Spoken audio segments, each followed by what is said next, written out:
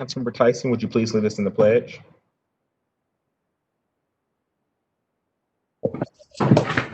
I pledge allegiance to the flag of the United States of America and to the republic for which it stands, one nation, under God, indivisible, with liberty and justice for all. Thank you, Councilmember. This evening, Council is appreciative to have Reverend Joseph Stanley, the Executive Associate at Antioch Baptist Church, to pray with us.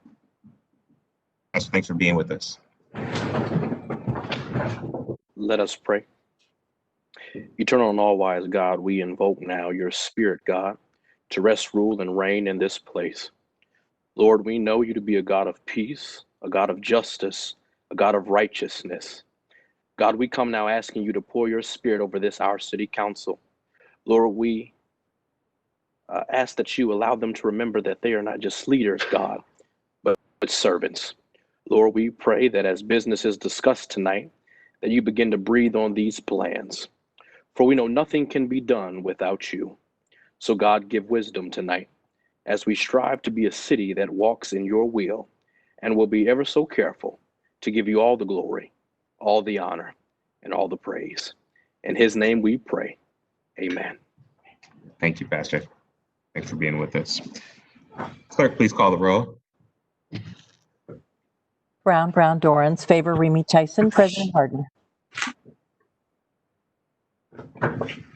Any person who takes any actions to obstruct or interfere with the conduct of tonight's meeting may be charged with disturbing a lawful meeting pursuant to Columbus City Code 2317.12. Any person who enters those areas of city council chambers reserved for city officials or invited guests may be charged with criminal trespass pursuant to Columbus City Code 2311.21. Thank you, Madam Clerk. Can I get a motion to dismiss with the reading of the journal? So moved. Second. Clerk, call the roll, please. Brown, Dorans, favor Remy Tyson, President Hardin. This week's communications are received by the city clerk's office and are listed on the city bulletin or on the agenda, and will be posted in the bulletin. Are there any other communications to be read for the record? Not at this time. Thank you. Are there any resolutions by members of council, starting with Councilmember Brown? Thank you, Council President. Yes, I do have a resolution tonight. Resolution 0138X-2020. Recognize and celebrate September 15th, 2020 to October 15th, 2020 as Hispanic Heritage Month in Columbus. The city of Columbus is proud to be a welcoming city to anyone who wants to make it their home. Our diversity is truly our strength, and it makes our economy and our neighborhoods more vibrant and robust and a better place to raise our families. That is why I'm happy to present this resolution celebrating Hispanic Heritage Month in Columbus. The theme of this year is Be Proud of Your Past, Embrace the Future, which is fitting in Columbus as well as throughout the United States, where Hispanic Americans have helped write our city's story and will continue to be a part of the fabric of our communities as we move forward together. Since 1996, Columbus has hosted Festival Latino to celebrate Hispanic music, food, fashion, art, dance, and culture during the largest free Hispanic festival in Ohio. I will say it is one of the highlights of Columbus's summer festival season. I know that I am not alone on this virtual dais in believing that. It's one of our favorites on this council. and one of the ones we were truly sad to not experience in person. Although it was not in person this year, along with all the other festivals we love so dearly due to COVID-19, it's one of the events I'm most looking forward to attending in person again in the future as soon as we can. Joining us to celebrate this resolution and mark this resolution is Omar D'Angelo. And I see you, so I know you're here, Mr. D'Angelo. I'm going to give you a brief introduction, and I'd love to hear from you. So after graduating from high school, Mr. D'Angelo came to Columbus from Argentina with his family in 2000. He attended Columbus State and Franklin University, where he graduated with a degree in business administration. With his family, he operates Baraluco Argentine Comfort Food, an award-winning bakery, food truck, and restaurant. In addition to serving authentic, delicious Argentine food, giving back to the community has been a staple of his business through its charitable giving program, Limitless. Mr. D'Angelo, you and your families have established yourselves as part of the of Columbus. Why we recognize this month as Hispanic Heritage Month. Thank you for being here. And if you want to go ahead and unmute yourself, the floor is yours. Oh, you are not unmuted. Omar, you're still on mute. Oh, Hello? there you go. Okay, well, thank you and gracias. Council Member Brown, Council Member Hardin, and members of the council. I'm Omar D'Angelo, and on behalf of the Hispanic community in Columbus, I'm honored to receive this resolution that declares the Hispanic Heritage Month from September 15 to October 15, a celebration here in the city. I lived 18 years in in Argentina, and 20 years here in Columbus. So where am I from? I am so happy to be living here and contributing to this city. I work full-time, study full-time, got a degree in business administration with honors at Franklin University. And at the same time, I was able to be part of different organizations. So I built my business with that foundation. So we have been donating to Latin ladies organizations, to the Hispanic commerce, but also this year, we donated to the frontline workers. We donated to OSU Hospital. My father was there for 20 days, and then we donated like 80 meals. And we are here to not only contribute, but also to collaborate for those in the city that really stand. And something that I want to leave you with is that one of the contribution from an Argentine doctor in the clinic of Cleveland was Argentine, and he created the bypass. And so we're celebrating everything from the culture, the food, the music that the Hispanic are bringing to this city, to Ohio and United States. Thank you. That's wonderful. Thank you, Mr. D'Angelo. Is your father doing better? Yes, I mean, now he's good. He's like, he was 13 days in the ventilator, and my mother was 5 days at the hospital, and we are doing great. There are some symptoms, but he's controlling that, and we are hard workers. He was a baker in Argentina. He has that motivation of keep going and see the better, and that's what I have now, that we have a food truck. We won the best food truck in Columbus the first year that we got a restaurant and a bar that we opened in February of this year. So we're still alive. We are, I feel like when I came to this country, I didn't know English. So I have many walls. And then one day, with passion and a lot of work, we can see the light at the end of the tunnel. And that's what we're doing. Just keep going, working. And we are healthy now. We just keep going and working in downtown Columbus. Well, thank you. I'm first and foremost so glad that your family is healthy. Safety and health, excuse me, is obviously the highest priority. So I'm so glad to hear that. But also I'm glad to hear that your, restaurant is trucking along too, excuse the pun, because I know how hard it is. My husband is also a restaurant owner, and these are challenging times. So thank you for all the hard work. I want to end with a question on a good note.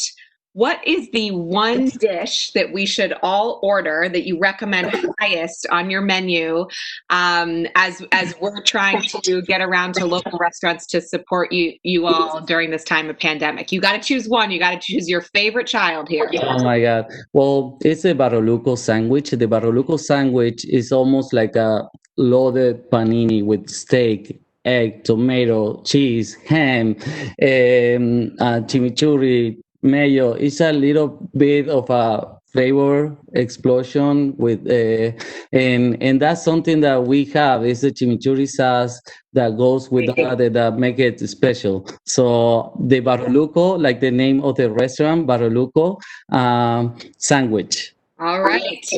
Well, I can't wait for mine. Thank you so much, Mr. D'Angelo, for being here to help us celebrate. And before I move to adoption, I want to see if any of my colleagues have any thoughts or questions. Please speak up instead of raise a hand, since we have trouble seeing each other sometimes. All right. Well, hearing none, thank you again, Mr. D'Angelo. I move for adoption. Second. Please call the roll. Brown, Dorans, favor, Remy, Tyson, President Hardin. Ordained. Great. Thank you, Council President. That's all I have in resolutions.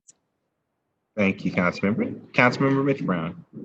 Thank you, Council President. I do not have any resolution this evening, but I would like to ask my council colleagues for a moment of silence in recognition of the passing of Supreme Court Justice Ruth Bader Ginsburg. I had the distinct pleasure of meeting the Supreme Court Justice many years ago, and she's a true giant on the court, and she's going to be missed.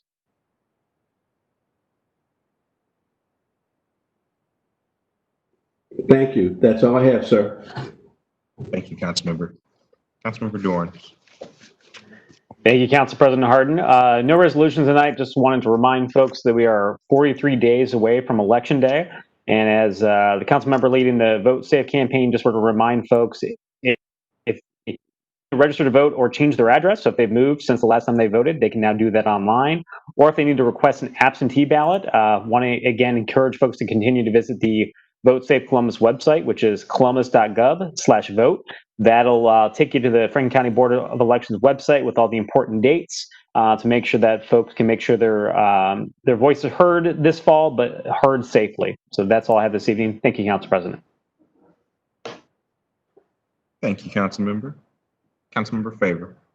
Thank you, Council President Hardin. Tonight, I have two resolutions. The first is Resolution 0136X-2020 to commemorate the work of Pamela Gordon and to congratulate Pam on her retirement from the Columbus City Attorney's Office.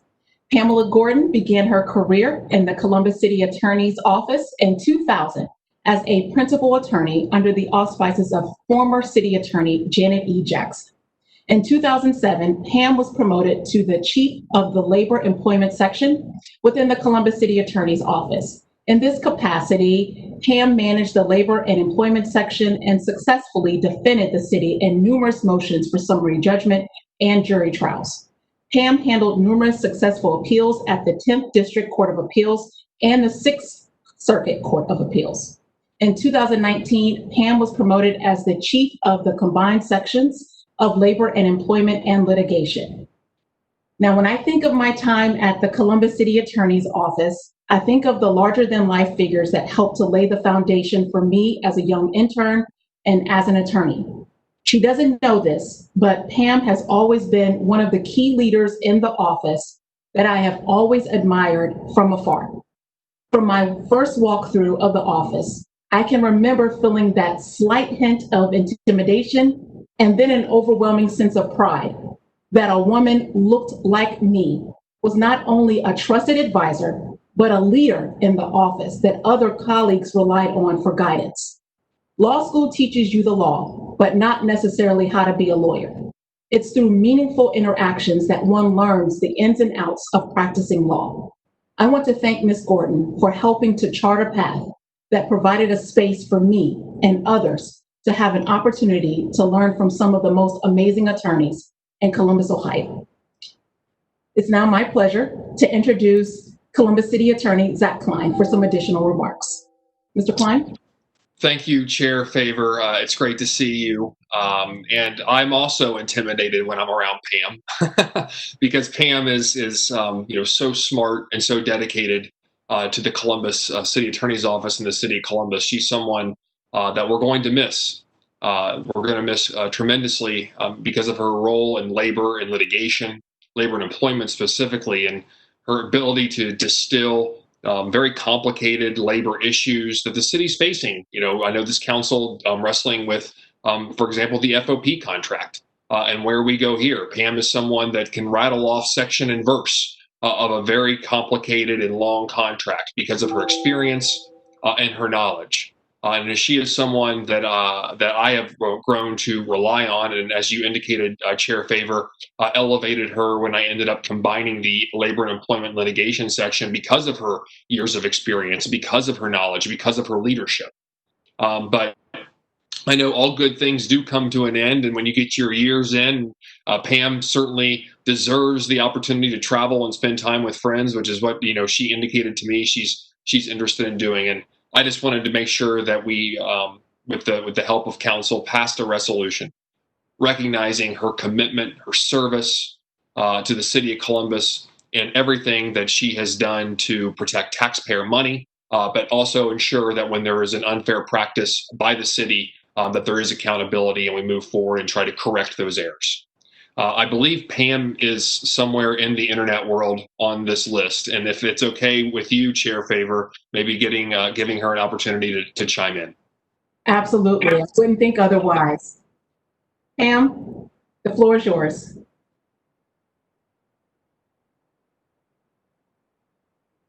There you go. Thank you so much. I mean, it's a little embarrassing for me because I don't like to be the focus of attention, but I will say that I have loved the 20 years that I've spent at the City of Columbus. I have worked for some wonderful people and worked with some wonderful people. Janet, Rick, Zach, it's just been an honor and a privilege to be able to assist you guys. And I tell Zach all the time, I look at my role as making sure that I safeguard him and his reputation. And I've tried to do that through practicing the most excellent law that I can. And I hope that I've measured up to some of that in some small measure. It's just been my honor and privilege. It's going to be really hard to leave, but I've got 30 years in and I'm getting old. And I think it's time that I sit down and stop working for a while. I've been working since I was 15 and I'm ready for a break. But thank you so much. I will miss every single one of you. And again, it has been my honor and privilege to work with you. So thank you very much.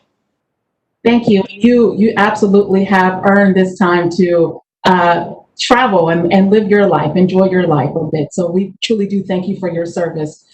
Do my colleagues have any comments they'd like to make? Councilmember Tyson. Yes, thank you, Councilmember Favor.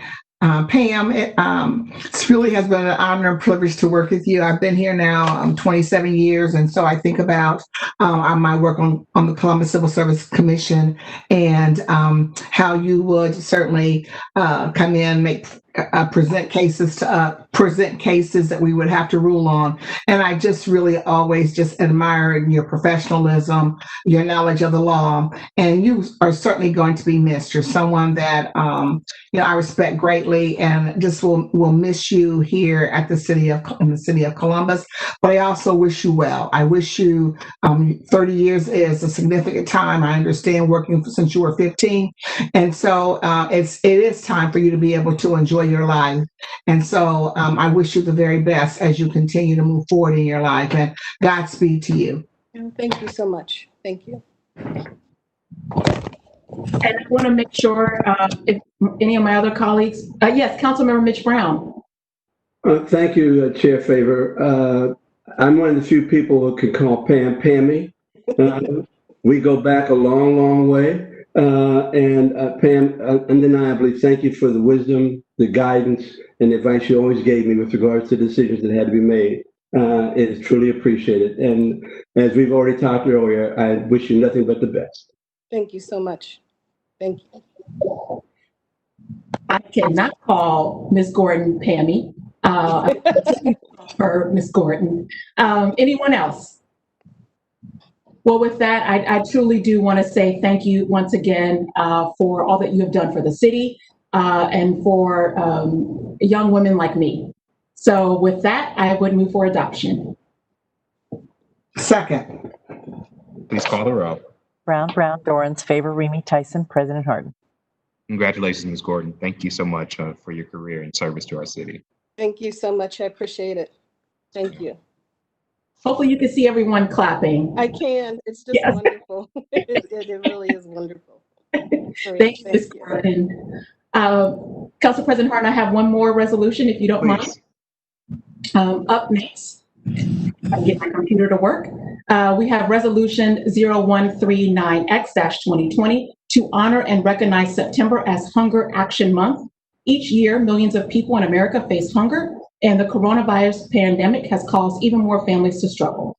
There are an estimated 54 million people who may be food insecure in 2020, including 18 million children. More than 510,000 children across Ohio live in food insecure households. That means 1 in 5 kids are unsure of where their next meal is coming from.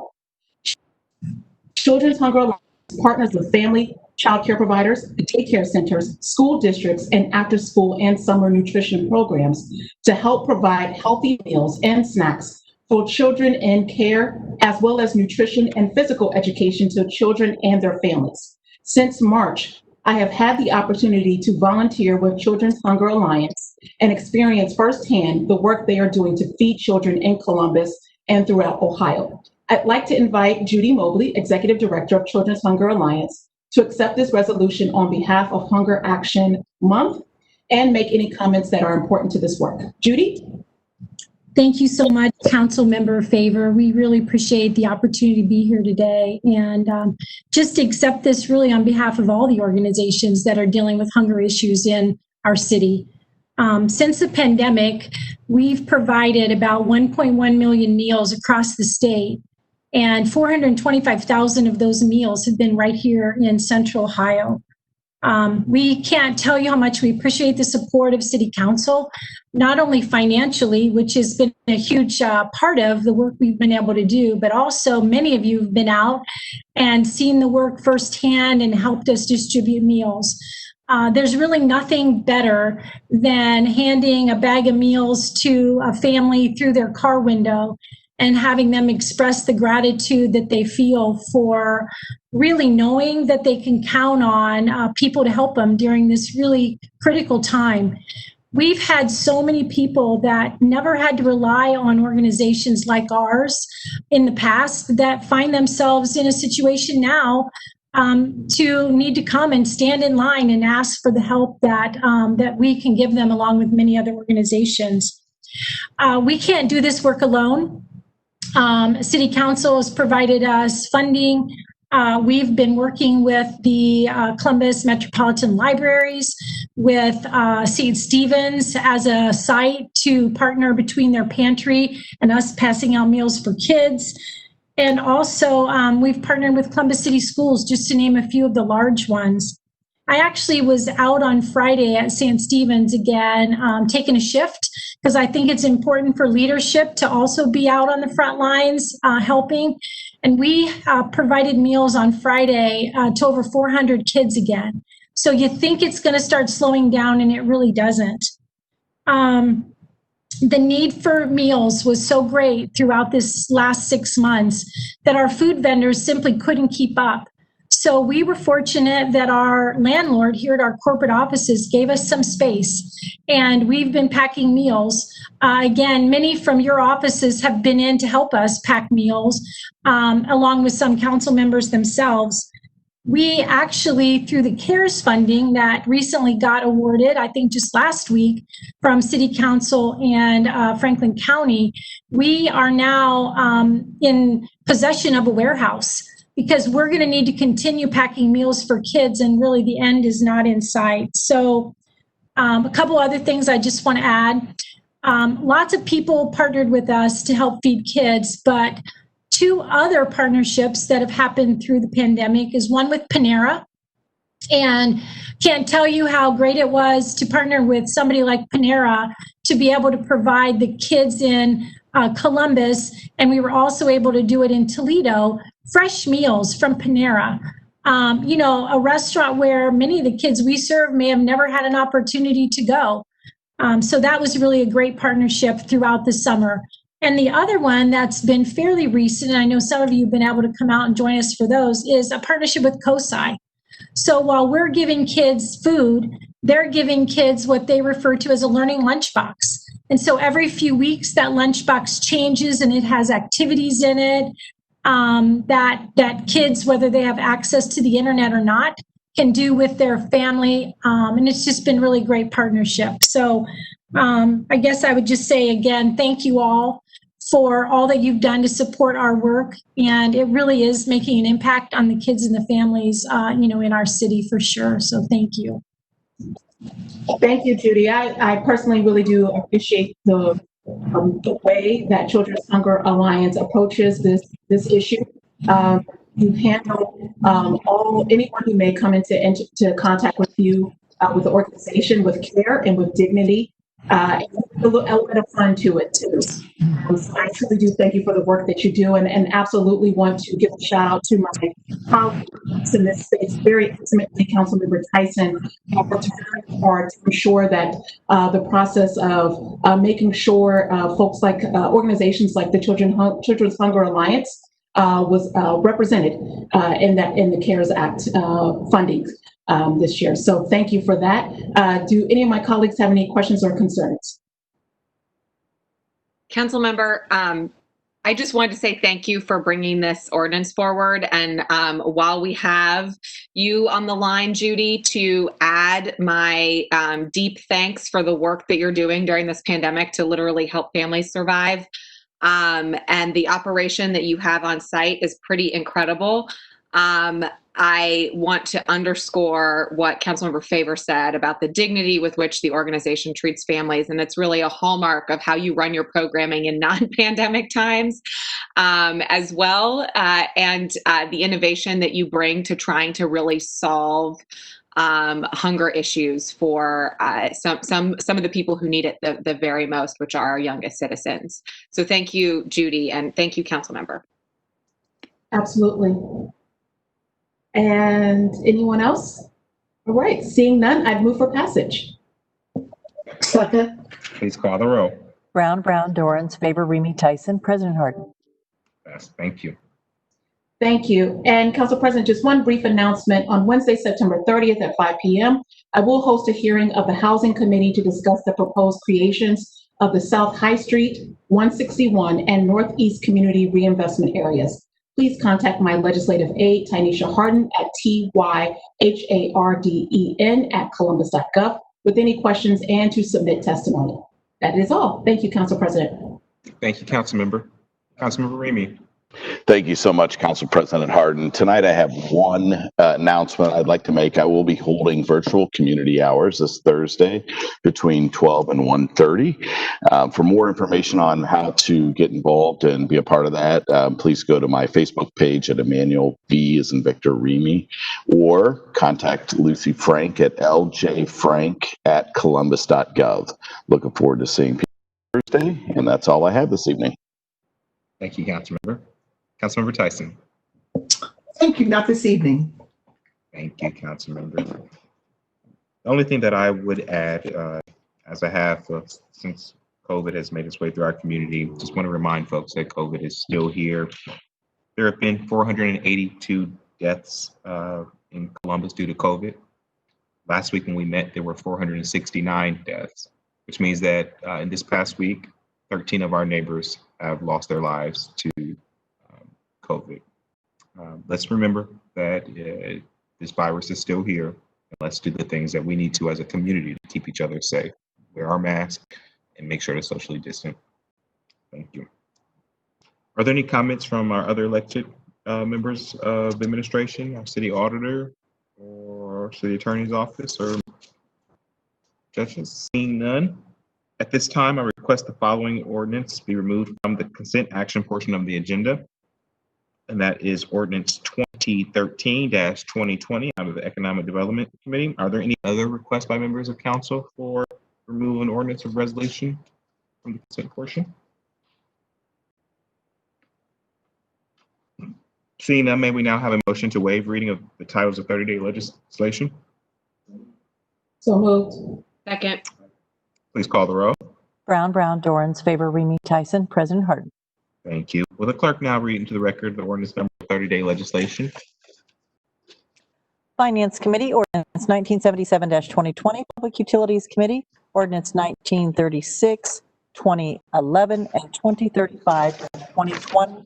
Housing Committee, ordinances 2168 and 2170-2020.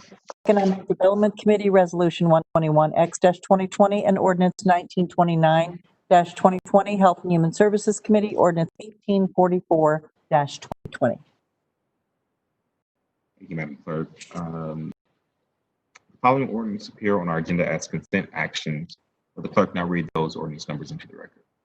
Finance Committee, ordinances 1767, 1803, 1841, 1878, 1986, 1990, and 1991-2020. Recreation and Parks Committee, ordinance 2044 and 2047-2020.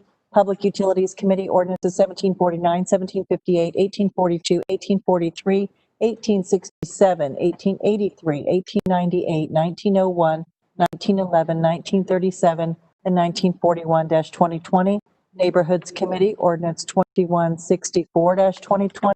Public Service and Transportation Committee, resolution 123X-2020, ordinances 1846, 1849, 1850, 1950, 2001, 2030, 2033, 2037-2020. Housing Committee, ordinances 2041 and 2093-2020. Administration Committee, ordinance 2026 and 2040-2020. Health and Human Services Committee, ordinances 1885, 2017, 2018, 2021, 2117, 2130, 2131, 2132-2020. Rules and Reference Committee, ordinance 2138-2020. Thank you, Madam Clerk. Are there any questions or concerns with the consent portion of the agenda? Seeing none, may I have a motion for approval of these items designated consent? Moved by voice. By voice. Is there a second? Second. Please call the roll. By voice. Ms. Brown? Yes, with the exception of 2130-2020, Mr. Brown? Yes. on which I'm abstaining. Sorry. Mr. Dorans? Yes. Ms. Faber? Yes. Mr. Remy? Yes. Ms. Tyson? Yes, with the exception of 2132-2020, on which I am abstaining. President Hardin? Yes, ordinance passed. We will now proceed with the reading of 30-day and tabled emergency legislation. The first committee to come before council is the Finance Committee. The committee is chaired by President Pro Tem. The floor is yours. Thank you so Just much. joking, it's Rec and Parks. See? Skipping right over finance tonight. Thank you, Council President. Tonight in Recreation and Parks, on second reading, These first two ordinances in Rec and Parks are contracts to continue the Neighborhood Violence Intervention Program. This summer, we have seen an very unfortunate escalation of violence, which has taken children from their parents, parents from their children, brothers and sisters from one another. We are committed to taking proactive steps to respond to this spike in shootings, but also to reduce and eliminate violence for the long term. One of the primary ways we accomplish this is through the work of the city's violence intervention specialists within the Recreation and Parks Department's APPS program. These specialists are engaged in violence intervention work year-round. In order to expand the reach of this work to as many youth and families as possible, we leverage the partnership of the Columbus Urban League and Community for New Directions for additional capacity through their own violence intervention specialists. The terms of these contracts include responding to specific violent confrontations, working to mediate and diffuse conflicts, and actively promoting peace building among youth in Columbus. This includes maintaining a 24/7 schedule to respond to calls regarding confrontations such as shootings, aggravated assaults, homicides, other violent incidents. Supports are also provided to the family and friends of victims, which supplements the work of the city's Care Coalition. Emergency action is requested on these ordinances so that the Neighborhood Violence Intervention Program can continue without interruption. And bid waivers are being utilized to maintain the established relationships and trust built by these programs over the past 7 years. And I want to emphasize the difficult work that is done on the ground by these violence intervention specialists. We really value the partnership provided by Urban League and Community for New Directions to help make sure this is occurring. This is a tough time, would be a tough time to be doing this work no matter what, but add on to it the pandemic and really what we've seen go on in neighborhoods across the city. And it is really, I just want to not only shout out the importance of this work, but commend the actual folks who do it for their incredible dedication to just a better Columbus. They're dedicated to our kids, they're dedicated to our city, they're dedicated to our neighborhoods, and do some of the hardest work in service of those things. I will read the ordinance titles and move for passage. So I will take any comments or questions from council members on 2027 and 2028 now. I'll do another call out then, but if there's anything now, please speak up before I move into reading the titles. Okay, did I see Council President? No, I saw that was a thumbs up. Okay. Ordinance 2027-2020 to authorize the Director of Recreation and Parks to enter into contract with the Columbus Urban League for services related to the implementation of the 2020 Neighborhood Violence Intervention Program, to authorize the expenditure of $164,500 from the Recreation and Parks Operating Fund 2285, to waive the competitive bidding provisions of the Columbus City Code, and to declare an emergency. Hearing no questions or comments from my colleagues, I move for passage. Second. Please call the roll. Brown, Dorans, favor, Remy, Tyson, President Hardin. Passed. Thank you. Ordinance 2028-2020 to authorize the Director of Recreation and Parks to enter into contract with the Community for New Directions for services related to the implementation of the 2020 Neighborhood Violence Intervention Program, to authorize the expenditure of $164,500 from the Recreation and Parks Operating Fund 2285, to waive the competitive bidding provisions of the Columbus City Code, and to declare an emergency. Hearing no questions or comments from my colleagues, I move for passage. Second. Please call the roll. Brown, Dorans, favor, Remy, Tyson, President Hardin. Passed.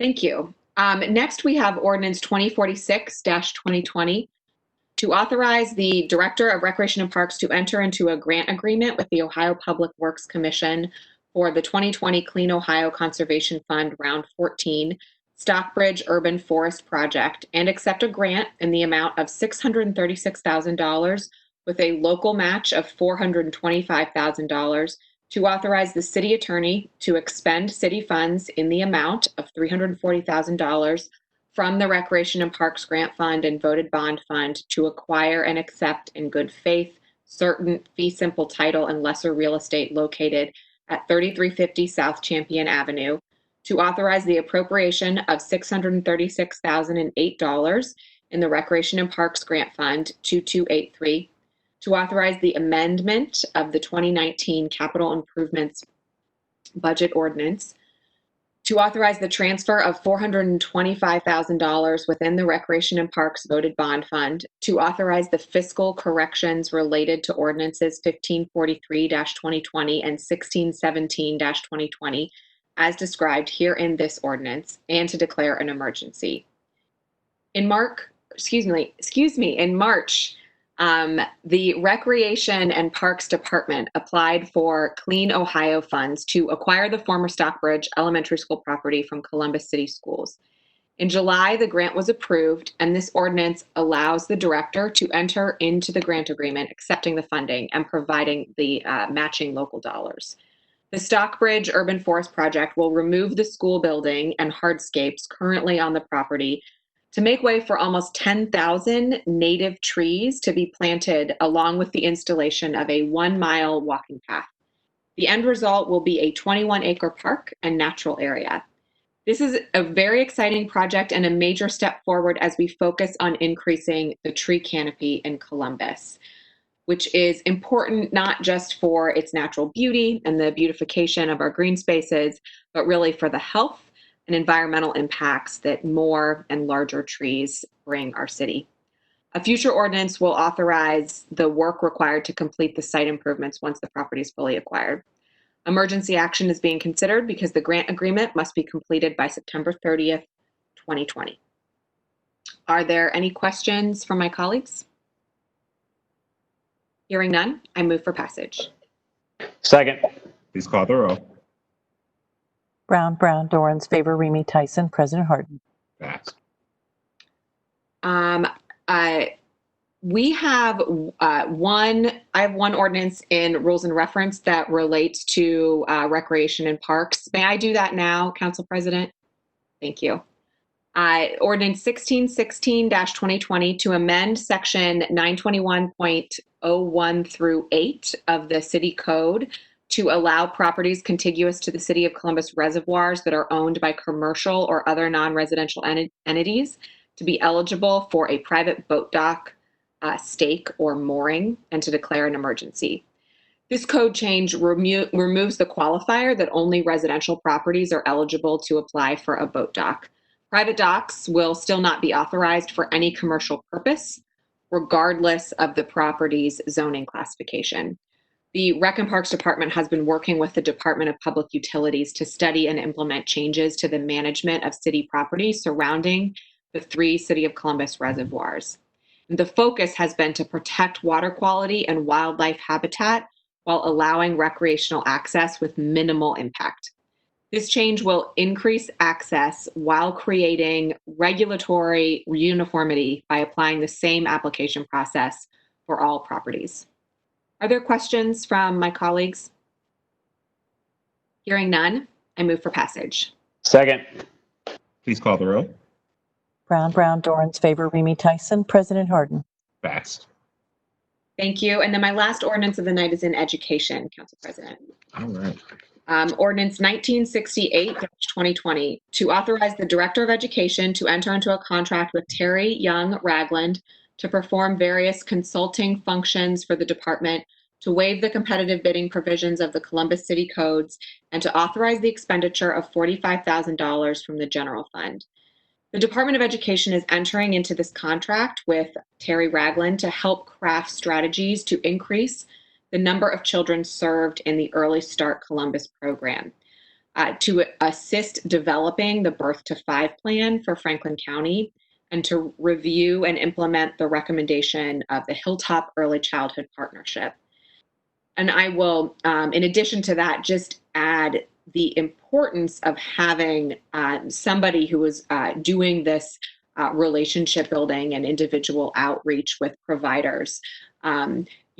Providers are not nameless, faceless buildings that children walk into or maybe dial into now in these times. They are business owners who are also educators, who do a lot to keep up with the needs of our children and the needs of a county that is growing and a city that is growing and trying to get on the cutting edge of what it means to provide quality, affordable early childhood education.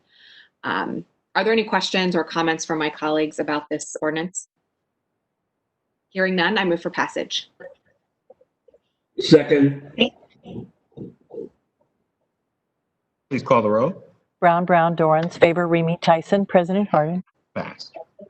Thank you, Council President. That's all I have in my committees. Thank you, Councilmember. We're going to just have a bit of a cleanup. I'm going to ask for a motion to reconsider Ordinance 2131 from the consent agenda and development. Is there a second? Second. Please call the roll to reconsider. Brown, Dorans, favor, Remy, Tyson, President Hardin. Thank you, Madam Clerk. Now I move for passage by voice on 2131 from the Development Department. Is there a second? Yes, second. Second. Clerk, please call the roll by voice. Ms. Brown? Yes. Mr. Brown? It was AP. Yes. They didn't tell me. Mr. Dorans?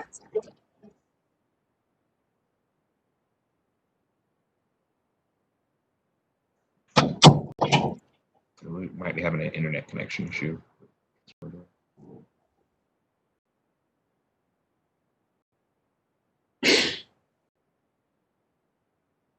Councilmember Dorans, are you there?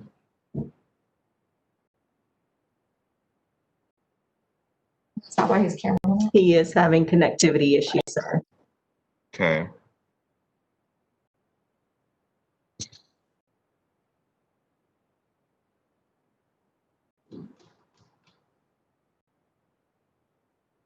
Yeah. Councilmember Dorans, are you back? How about can I have a motion to recess just for 5 minutes, just so we can get this internet issue fixed, so that we can continue to legislate? So moved. Second. Row. Brown, Dorans, favor, Remy, Tyson, President Hardin. 5-minute reset. So moved. Please call the roll. Brown, Dorans, favor, Remy, Tyson, President Hardin. Thank you, Madam Clerk. We're reconvening meeting number 35. We are in the middle of a roll call vote. Mr. Dorans? Yes. Ms. Favor? Abstain. Mr. Remy? Yes. Ms. Tyson? Yes. President Hardin? Yes, ordinance passed. Thank you, guys. The next committee to come before council is the Safety Committee. That committee is chaired by Councilmember Mitch Brown. Councilmember, the floor is yours. Thank you, Council President. Tonight I have 3 ordinances on second reading of Public Safety Committee. The first is 1533-2020 to authorize an appropriation of $2,541,838 from the unappropriated balance of the Law Enforcement Contraband Seizure Fund to the Division of Police to fund travel, training needs, and purchase equipment and supplies and services. I have also Director Predis. Would you please provide an overview of the Equity Shared Funds Program and the authorized expenditure for these programs, for these funds, please? Thank you, President Hardin, Safety Chair Mitch Brown, members of council. I also asked Deputy Police Chief Richard Bash and Mitch Clay from the Division of Police to join us in this meeting to provide a comprehensive overview and possibly answer any questions that may arise regarding the seizure fund. I don't know if they've been able to join us yet, but I will call on them. But in the meantime, Asset forfeiture seizure funds, or using the federal terminology, equitably shared funds, is a powerful tool that provides valuable resources to state and local law enforcement that may not have otherwise been available. Equitably shared funds must be used in accordance with federally identified guidelines for purposes that directly supplement the appropriated resources of the recipient law enforcement agency. Equitably shared funds are federal financial assistance and are subject to the provisions of the Code of Federal Regulations, or CFR. Equitable sharing funds must be used in a reasonable and necessary manner and not create the appearance of waste or extravagance. Mitch Clay, are you with us?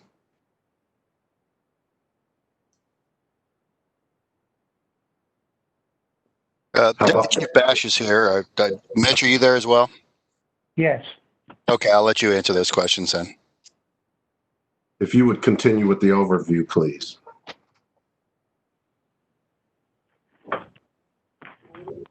The law enforcement seizure funds, are received from seized contraband from criminal arrests, and once these assets, they are deposited with the feds until the case is heard, and when they are when there's a judgment, then we can request sharing that the amount of time and money that we put into it. And Councilmember Brown, I didn't know if you wanted Deputy Chief Bash to discuss what's on the list of items or not. I don't think it's absolutely necessary unless there's some questions from my colleagues. However, I think it is important to acknowledge how often we are engaged in seizure funds allocations based upon the cases from the states and or the feds. Deputy Chief Bash, would you like to answer that?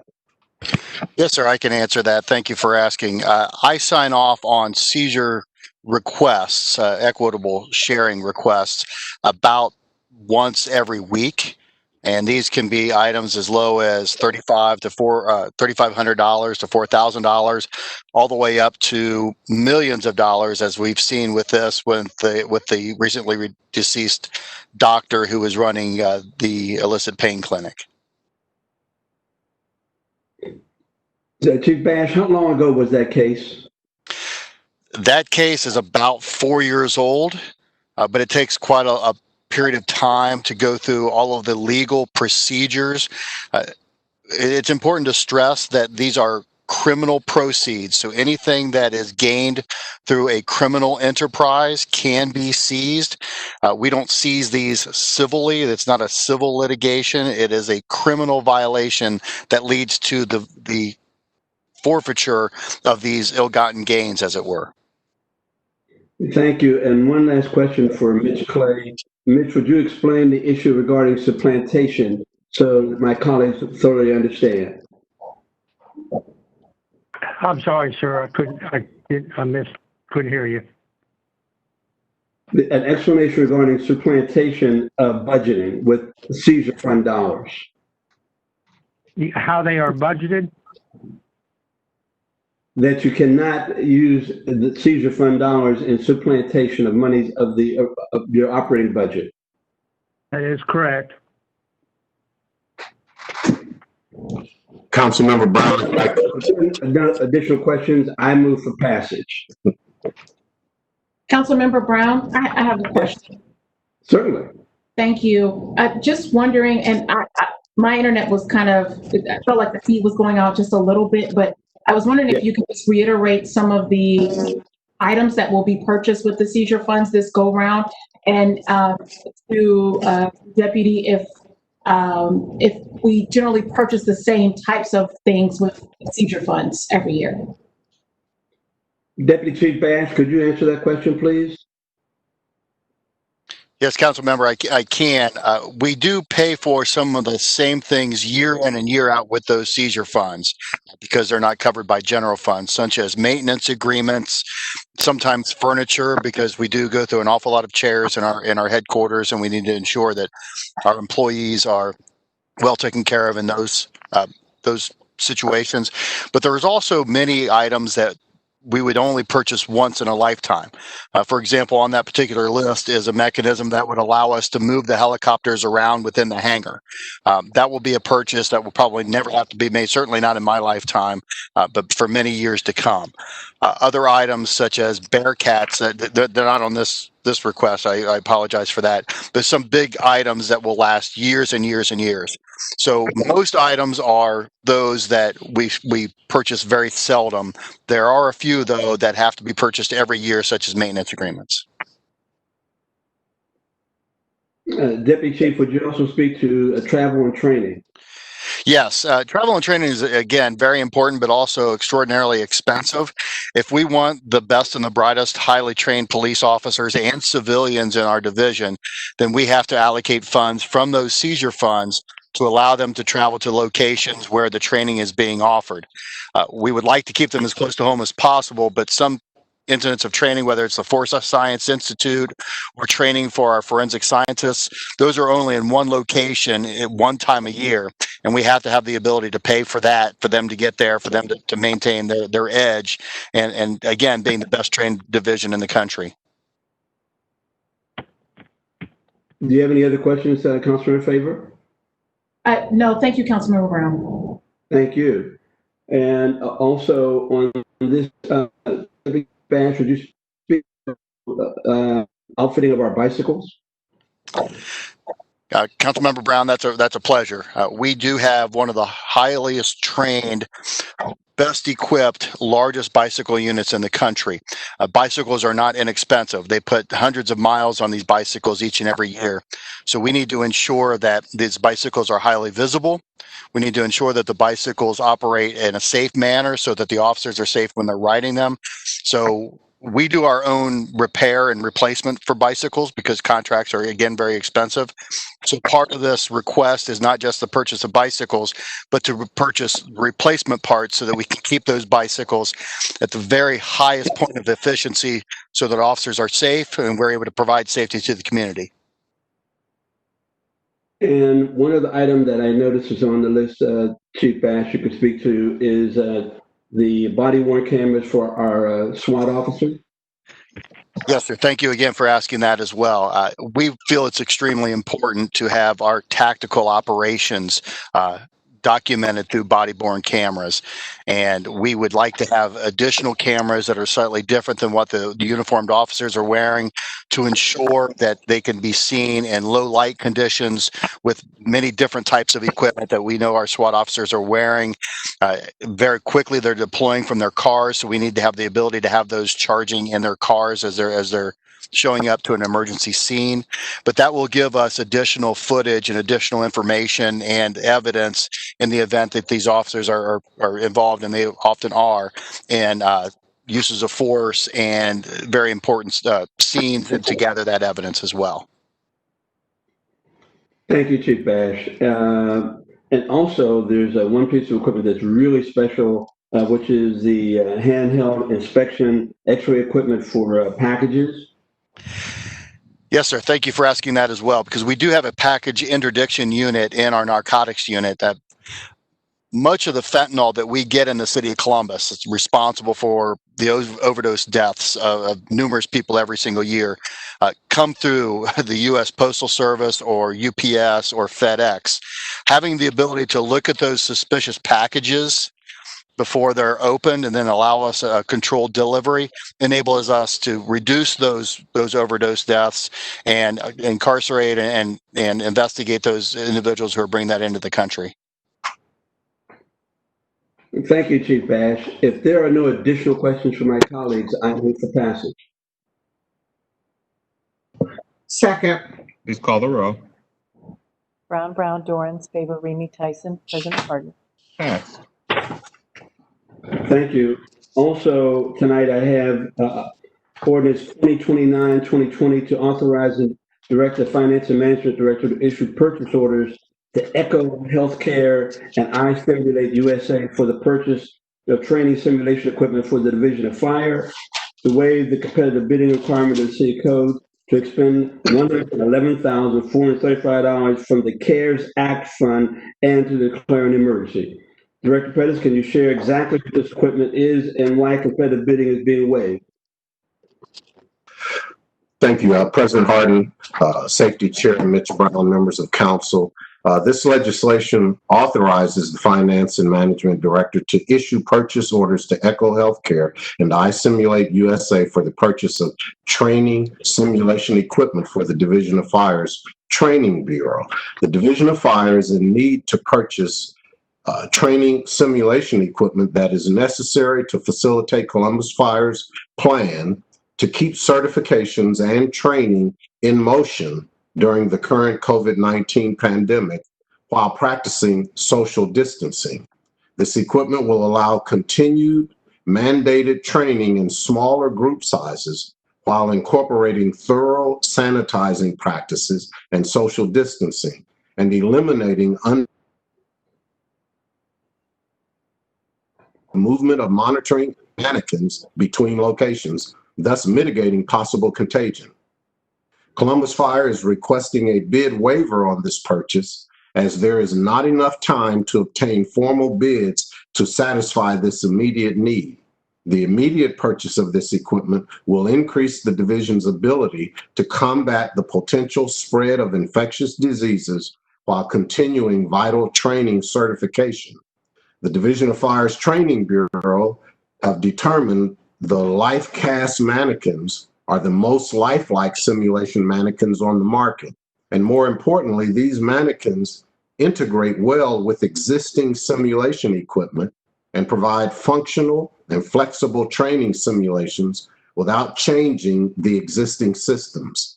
The iSimulate monitors are primarily the only type of simulated cardiac monitor on the market.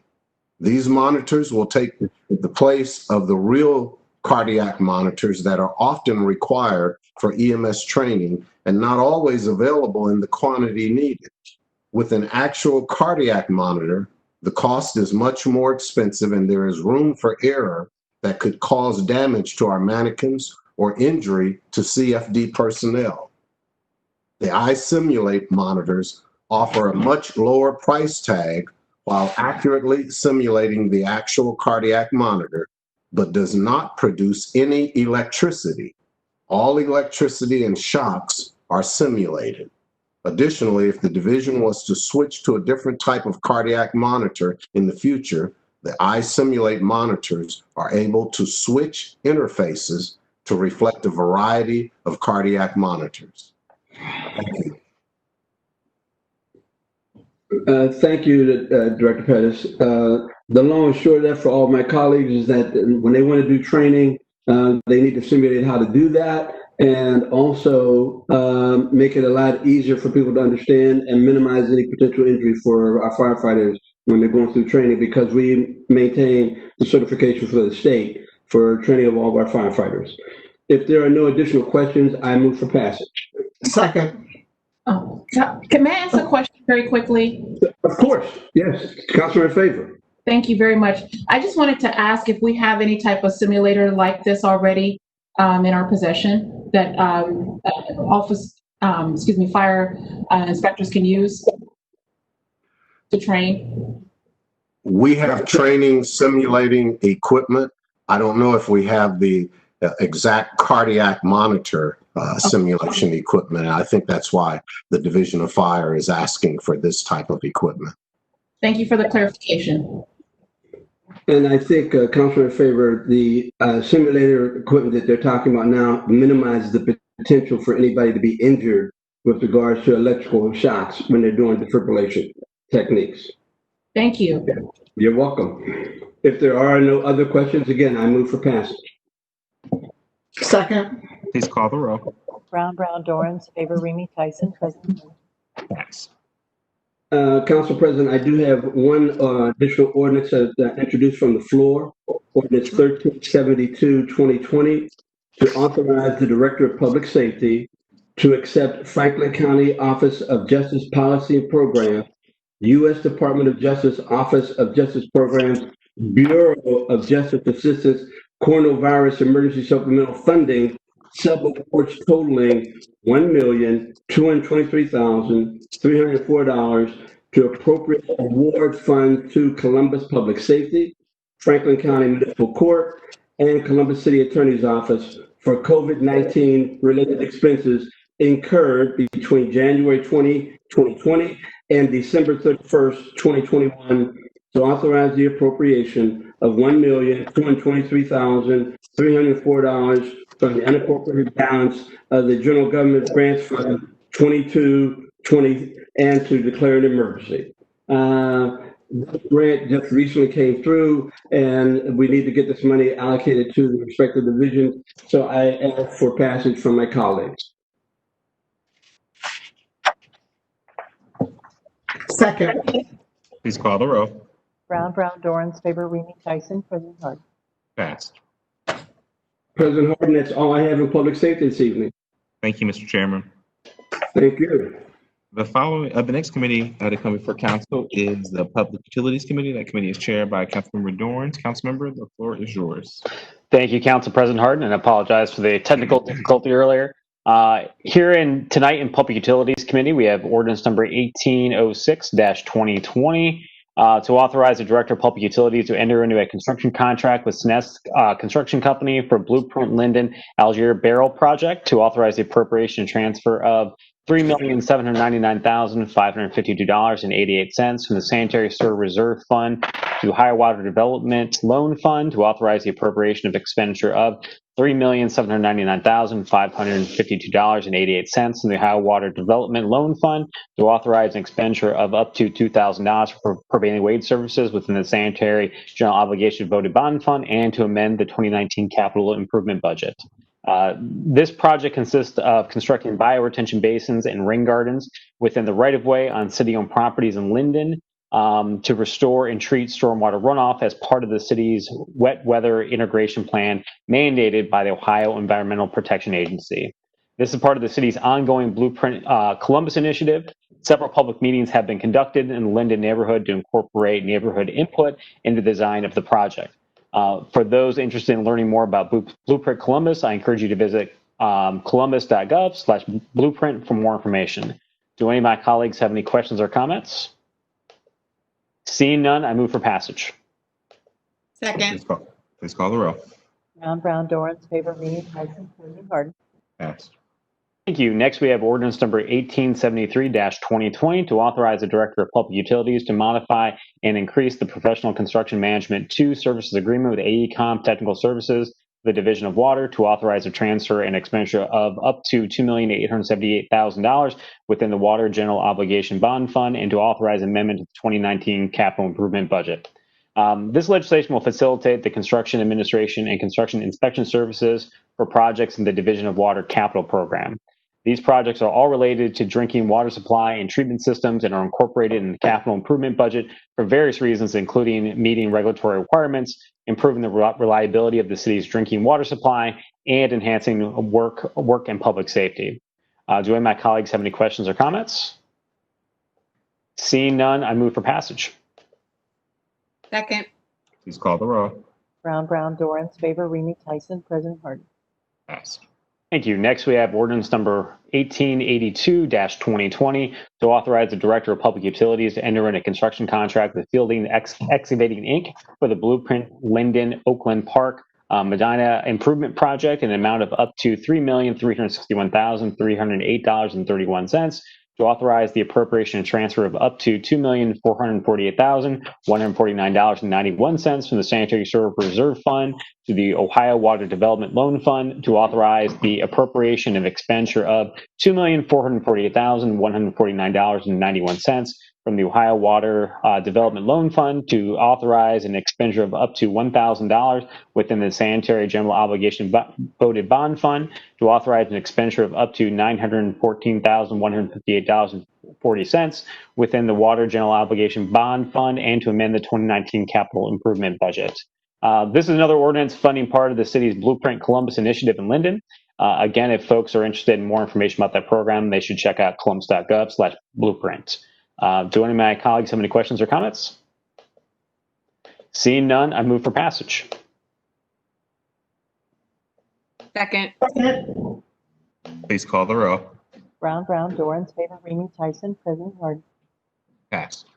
Thank you. Next, I have ordinance number 1914-2020 to authorize the Director of Public Utilities to enter a construction contract with Basemeyer Landscaping LLC for the Leonard Farm / Bolton Field Storm Improvements Project to authorize the appropriation transfer of $1,590,208.15 from the Storm Sewer Reserve Fund to Howe Water Development Authority's Storm Sewer Loan Fund, and to authorize the expenditure of $1,590,208.15 from the Ohio Water Development Authority Storm Sewer Loan Fund to amend the 2019 capital improvement budget to authorize the transfer within and the expenditure of up to $2,000 for the Department of Public Service to provide prevailing wage administration costs for the Division of Sewer and Drainage Stormwater section. This project involves stormwater system improvements for the Leonard Farm detention basin. This includes installing storm sewers along the Norton and Georgesville roads, respectively. This project also involves significant modification to the existing basin, which will improve maintenance access while providing water quality benefits. Do all my colleagues have any questions or comments? Seeing none, I move for passage. Second. Please call the row. Brown, Dorans, favor, Remy, Tyson, President Hardin. Passed. Thank you. Council President, your permission, I'd like to move on to the Neighborhoods Committee. Please. Tonight we have ordinance number 2160-2020 to authorize Columbus City Council to enter in a grant agreement with the Greater Columbus Arts Council in support of Deliver Black Dreams, to authorize an appropriation of expenditure within the Neighborhood Initiative Subfund and to declare an emergency. I'm proud to bring this ordinance forward tonight, and I want to thank Councilmember Favor for her work on garnering support from Council for this initiative. It was her leadership that paved the way for this legislation to be at our agenda tonight, which is why I'd like to turn the floor over to my colleague, Councilmember Favor, to share more about her work to support Deliver Black Dreams. Councilmember Favor? Thank you, Councilmember Dorans. I am so thrilled to sponsor this piece of legislation tonight that will help fund Black artists in our community in support of Black Lives Matter. This started as a simple request to the Department of Public Service to help support street art in support of Black Lives Matter as seen in other cities across America, but has since evolved into a larger project and campaign that I am proud and honored to help support. But before I turn it over to Jamie Goldstein with GCAC and Marshall Shorts, the visionary behind Delivering Black Dreams, which we will hear more about shortly, I'd like to thank the Department of Public Service for their efforts in helping make this possible, GCAC for serving as an ally in this important work, my council colleagues for their support of this project, and of course, the diverse group of artists who have come together creatively to help advance this movement. With that, I will turn it over to Jamie Goldstein.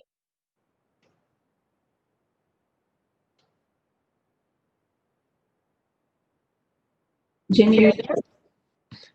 Am I unmuted? I am. Hello. Hold on a second. I'm going to start my video. I think. I'm sorry. I'm so not used to WebEx.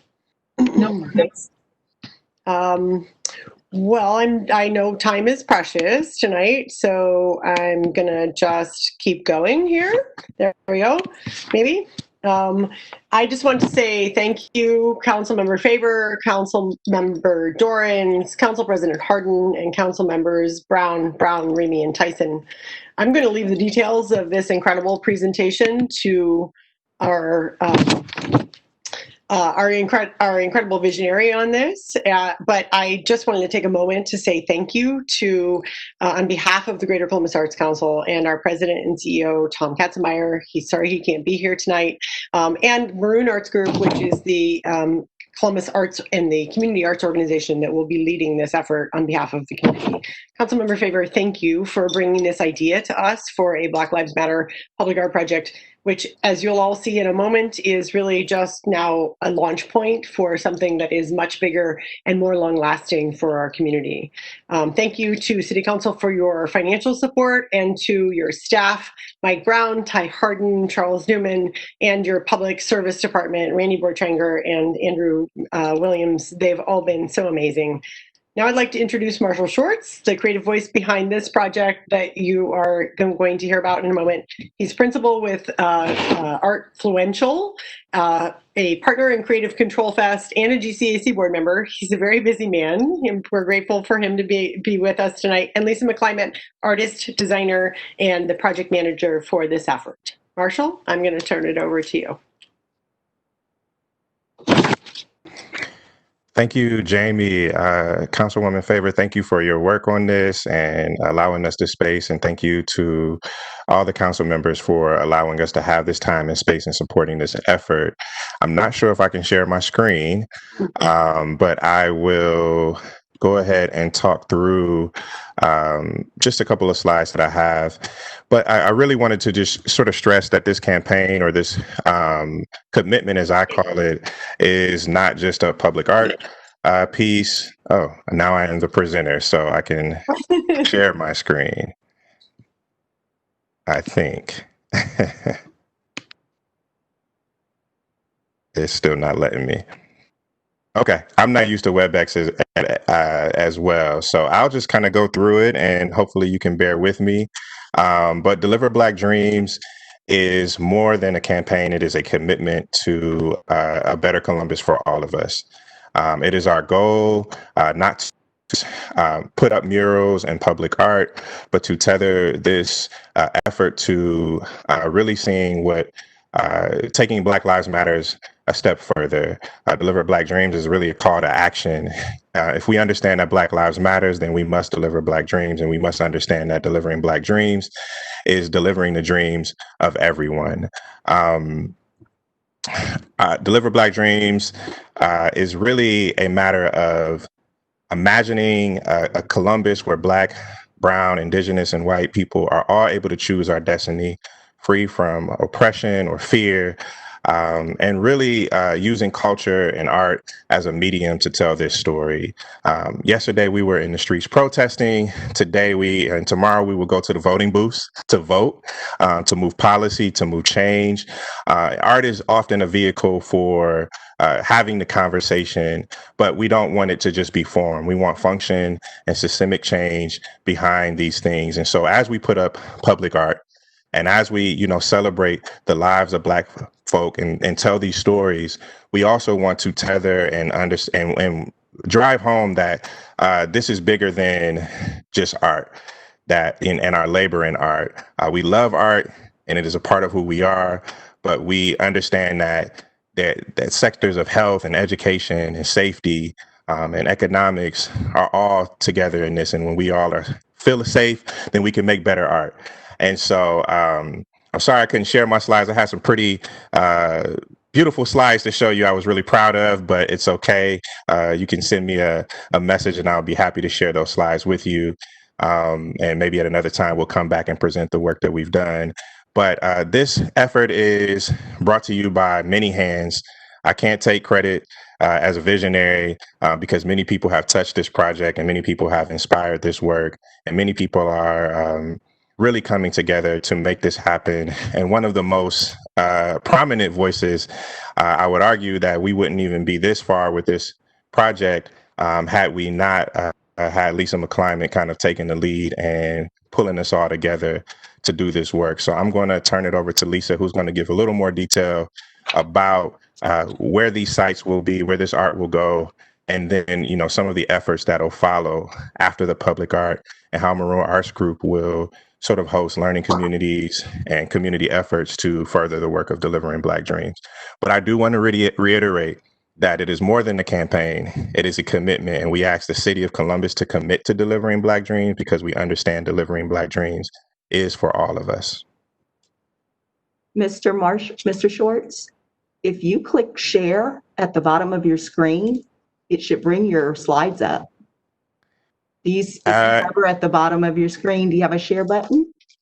Yeah, it's making me go into my system preferences and all of that Oh, okay. My apologies. because I just had it. So I didn't want to waste too much time trying to figure that out. All right. But so I do apologize about the technical, but like I said, No I'm very happy to share with Council Member Shayla Favor if you want to check out those slides. Miss Lisa. Hi, Shayla and the council. Thank you so much for allowing us to present. I am very, very excited to be a part of this team. I was dependent on Marshall sharing a little bit more about delivering Black Dreams, but I will forge ahead. I also don't have the share button. So let me just say that we have gone through 7 choices of retaining walls to paint murals. We're going to work with a lot of artists to lead a lot of Black artists to lead the project. The hope, my main hope, is to have lots of community members come to support those lead artists in building, well, strengthening community and building that lead artist dream of Black lives. So Fifth Avenue. If I do get Shara, I'll try to jump in. I may also have the settings thing. So I'm going to just say really quickly, there's a retaining wall at Fifth Avenue that's about 8,000 square feet. And with lots of calculations, we came to 15 to 25 artists coming together to lead a project that will bring in volunteers and people to clean up the street, weed everything, and prep the wall, and then paint the positive message. These messages is I'm hoping to have underline the work already being done in other areas of the city. That is to promote something inspirational and affirmational for communities that are already doing this work, but also put these types of murals in areas that will educate people who aren't familiar or have a different perspective of what Black Lives Matter or Deliver Black Dreams could be. So I have a lot of hope in tying together all of Columbus by using the retaining walls to promote the messaging. Oh, 2 more locations, sorry. There is Phoebus Avenue and there's also Wilson Road. But Fifth, I think, is going to be the main location we use to kick off this grand campaign. And that is all I have right now. Marshall, do you have anything else you want to say? No, thank you. I think you covered it all. Like I said, more details to come, and we look forward to getting started with this effort or continuing with this effort. We've been working before this, and we'll continue to put effort and commitment into this campaign and this commitment. Thank you, Council. Thank you so much to Lisa, to Marshall, to Jamie for taking time to give us a little preview of what Delivering Black Dreams really entails. I cannot underscore enough that this is just not a campaign, that this is really a commitment. And when the City of Columbus talks about reimagining public safety, and when we talk about what does it mean to declare racism a public health crisis, this is how we begin to dismantle that system. This is how we begin to do that work. And so I am excited that it was a collaborative effort with art being the driver, as it generally is in movements historically. So thank you to everyone to working throughout the summer to kind of make this a reality. To Councilmember Dorrance, thank you for bringing this through your committee. And with that, I'll turn it back over to you. Thank you, Councilmember Faber. I'm incredibly excited to see what this project unveils for our community, and certainly thank you, Councilmember Faber, for helping to lead this initiative on council and the members that were able to help support this campaign. So really excited to see how this manifests itself in our community, both physically and beyond just the physical, as I think Marshall talked about himself. So do any other council members have any questions or comments? Seeing none, I move for passage. Second. By voice. By voice, I'm sorry. Please call the roll by voice. Ms. Brown? Abstain. Mr. Brown? Yes. Mr. Dorans? Yes. Ms. Favor? Yes. Yes. Ms. Tyson? Yes. President Hardin? Yes, ordinance is passed. Thank you, Council President. With your permission, is it okay if I go ahead and move to the Rules and Reference Committee on page 14 of our agenda tonight? Please. Thank you.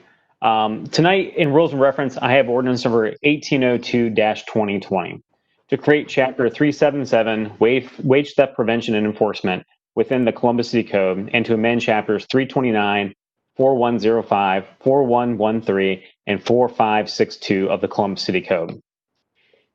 Here at Council, we talk a lot about equity and equitable growth.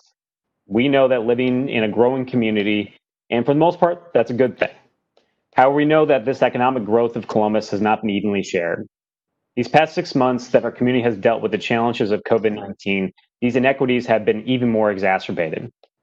That is why the time is now for Council to pass ordinance number 1802-2020. At the heart of this legislation is its focus on economic equality. Regardless of someone's zip code, gender, race, sexual orientation, workers in our community deserve a fair day's wage for a fair day's work. Unfortunately, too many in our community have been taken advantage of by employers that seek to cut corners to add a little more profit to the bottom line instead of following the law and supporting working families. This legislation does not create any new wage and hour law. Rather, it puts into place a series of incentives and disincentives for businesses that work for the city and on projects that receive city financial support. Follow all state and federal wage and hour laws. You get to continue to work for the city directly or on projects that we support. However, if you fail to treat workers with dignity and pay them a fair day's wage for a fair day's work, you will not be permitted to do business with the city or work on projects that receive our support for a 3-year period. Our residents deserve to know that we spend their tax dollars. We are working with businesses that support workers and the community at large. In August, we held a public hearing on this legislation. We heard from workers and labor organizations about how this problem affects far too many in our community who are struggling to make ends meet. But we also heard from a business owner that lamented he knows that when he does everything right, by paying people fairly, paying into unemployment benefits, the workers' compensation fund, and collecting and paying income tax to the city of Columbus, he knows that he's going up against other employers that are skirting these laws in order to get a competitive advantage in the marketplace. This hurts his ability to grow and support working families here in Columbus. We also heard from the Columbus City Auditor's Office that the city is likely losing out on significant income tax revenue due to employers misclassifying their workforce. This legislation is good for workers, it's good for reputable employers, and it's good for the city's bottom line. I want to take a moment to thank some folks that have been great advocates for this legislation along the way. The Central Ohio Workers Center, the Central Ohio Labor Council, the Columbus Building Trades and its members, Carpenters Local 200, and Policy Matters Ohio. Additionally, as my office worked to craft this legislation, we met with dozens of different trade associations and business groups to better understand how this legislation would impact their members. I appreciate them providing their time and perspective on this topic. I'd also like to thank Kevin McCain from my staff for keeping us moving over the past year on this legislation, and Director Matt Erickson of Council's Legislative Research Office. Finally, I'd also like to thank Laura Baker Morris from the City Attorney's Office for all of her important work in getting us here tonight. Before I turn it over to the speakers that we have with us tonight about this legislation, I'd like to say that I'm proud to have the support of my colleagues and Mayor Ginther's administration for this legislation. These council members understand that we cannot have true equality in our community without economic equality. This legislation is founded upon the need for us to push for that economic equality. Thank you to my colleagues and the mayor for their support tonight and their commitment to workers. Before we get to the speakers, do any of my colleagues have any questions or comments? Rob, I'd like to make a brief. I just want to say you've done an amazing job of working on this legislation. You and your team have been incredibly thoughtful in the way that you approach the subject matter. You have solicited feedback, and it's been intentional. And I very much appreciate that. As although I am an attorney like you, this is outside of my wheelhouse. And I very much appreciate you breaking it down in such a way that, I could understand it. But at the base of it, seriously, I really do appreciate how intentional you have been, with engaging with stakeholders and the support that you have got from the amazing trades as well. So thank you for bringing this important piece of legislation at this time to the city. Thank you, Councilmember Favor. I appreciate that. Councilmember. President Pro Tem Brown. Thank you. If I could just add my thanks for your leadership on this ordinance and this issue overall to protect workers, but particularly this ordinance. It's not simple. It's not a simple concept to understand. And I think for people who haven't experienced this or haven't had someone in their family experience it, they don't immediately understand how employers think they can get away with it, A, but then B, how powerless people feel when they don't have any recourse or any recourse that they understand. So bringing this forward is absolutely going to improve lives, passing it here tonight, and improve whole families to see whole paychecks. But also it's critically, thank you so much. Thank you, President Pro Tem Brown. And thanks for the comic relief as well. I appreciate it. Any other council members? Rob, I'll just pick up where my colleagues left off. I'm very appreciative of the work that you've done, the countless meetings that you've taken, the constituency groups that you've reached out to, and really to Favor and Brown's point, educated on this issue and built consensus. I really appreciate the process. This is a big deal, and it should be understood as a big deal for working families. And so, great job, and I appreciate your leadership. Rob, hi. Rob, it's Priscilla. Again, I want to thank you for your effort. I know this is something that has certainly been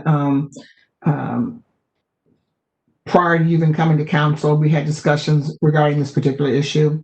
And so I appreciate you working to get us to this point.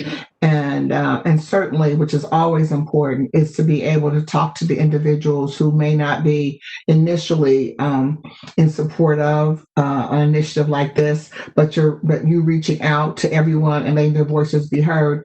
And then you even adapted the legislation based on those conversations. So good job on moving this legislation forward. Thank you.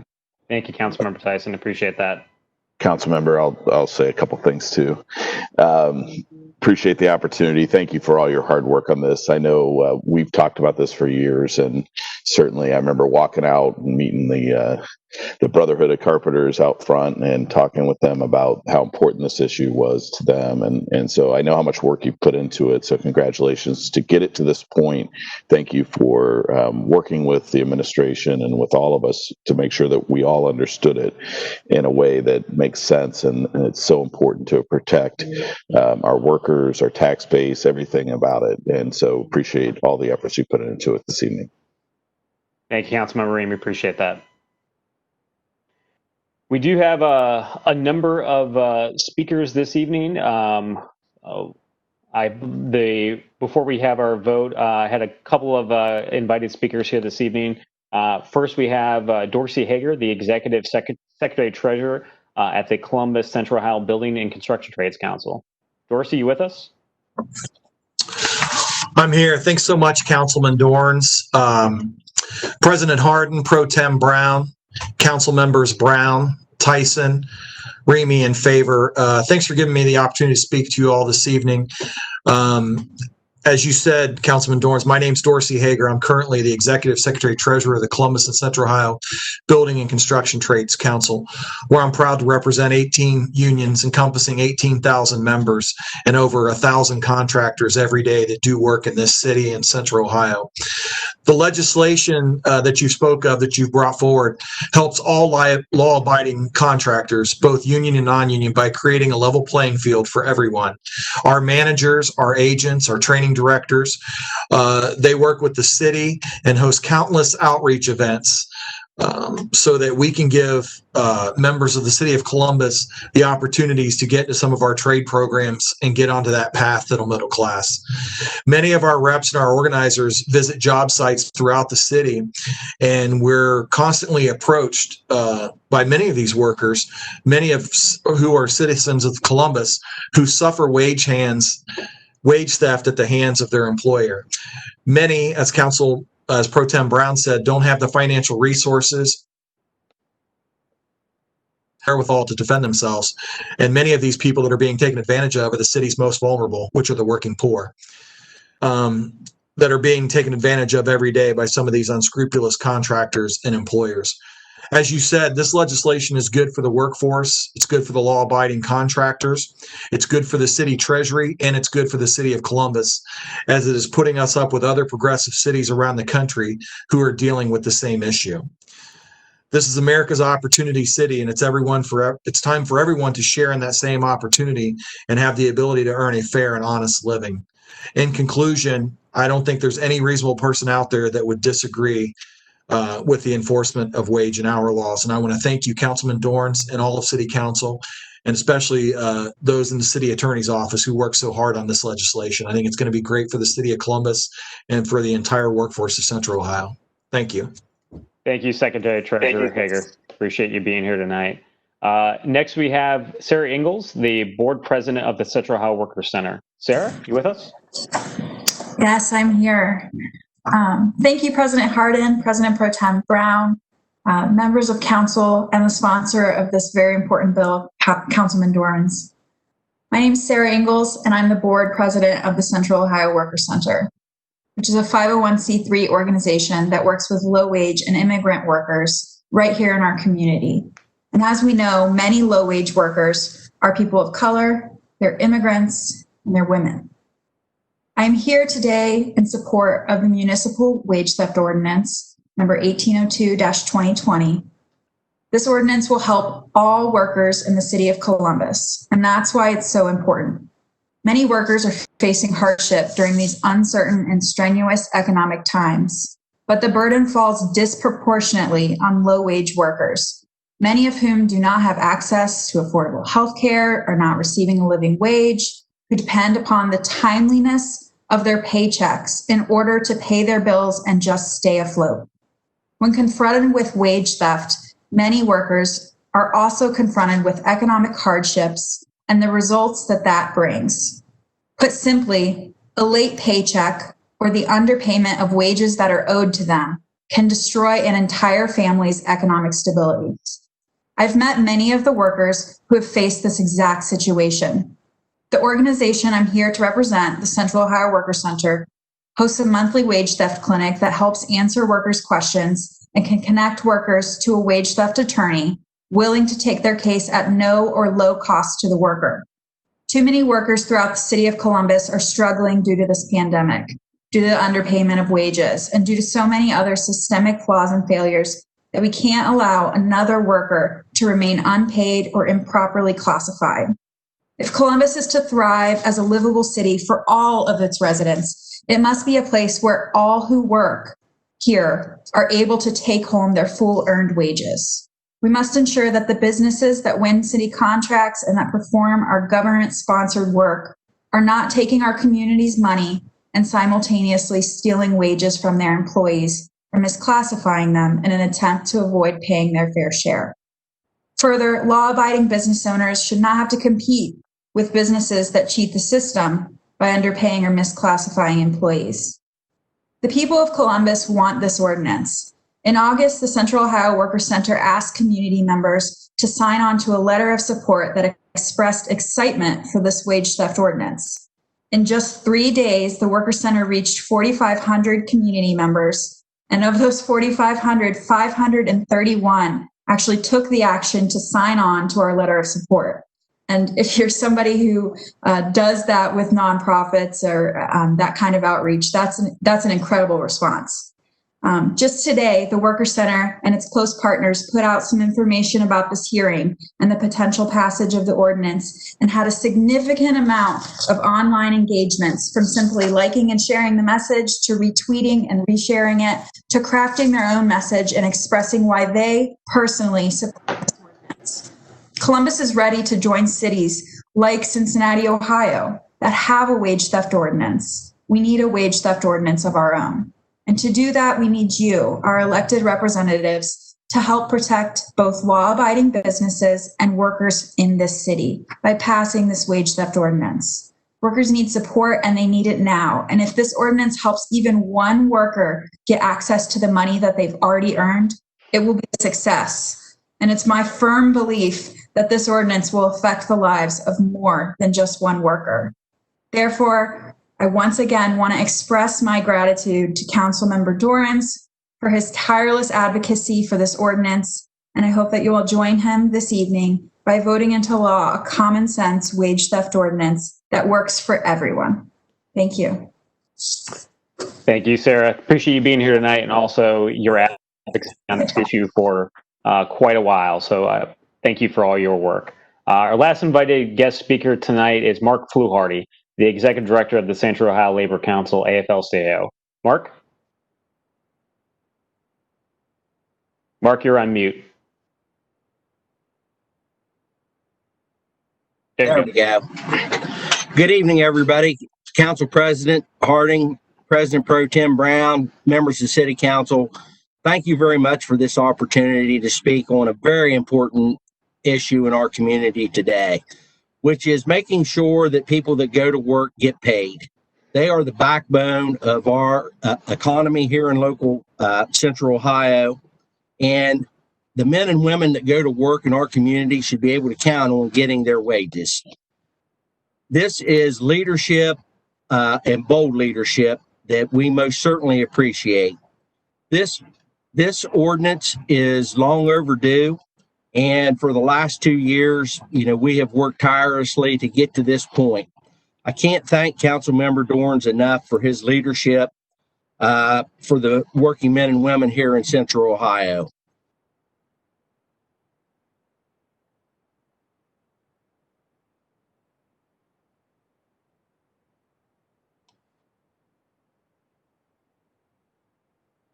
Thank you.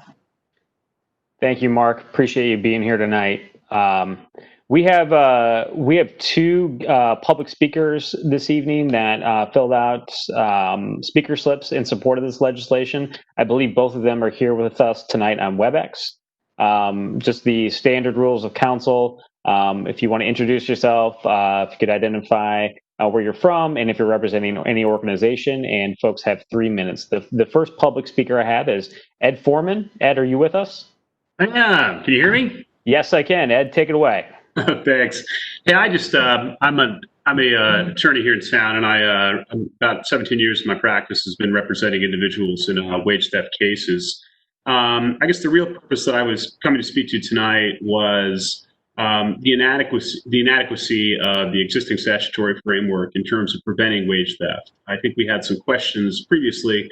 People were asking, how do employers keep doing this? And the answer is, how do they keep getting away with this? And the answer is because they can.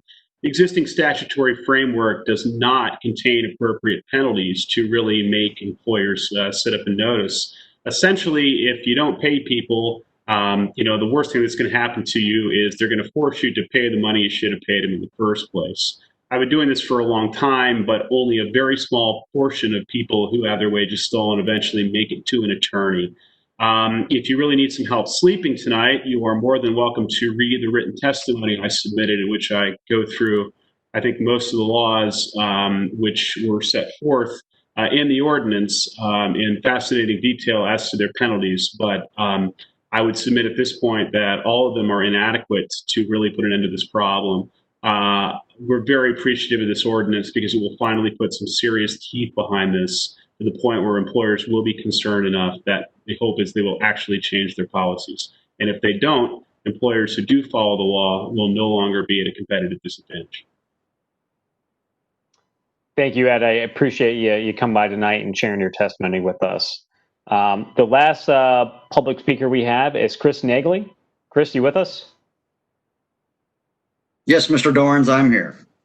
Take it away, Chris. Council President Hardin, President Pro Tem Brown, good evening. My name is Christopher Negley, and I'm the business agent for the Painters and Allied Trades Union District Council 6 here in Central Ohio, also a resident of Columbus.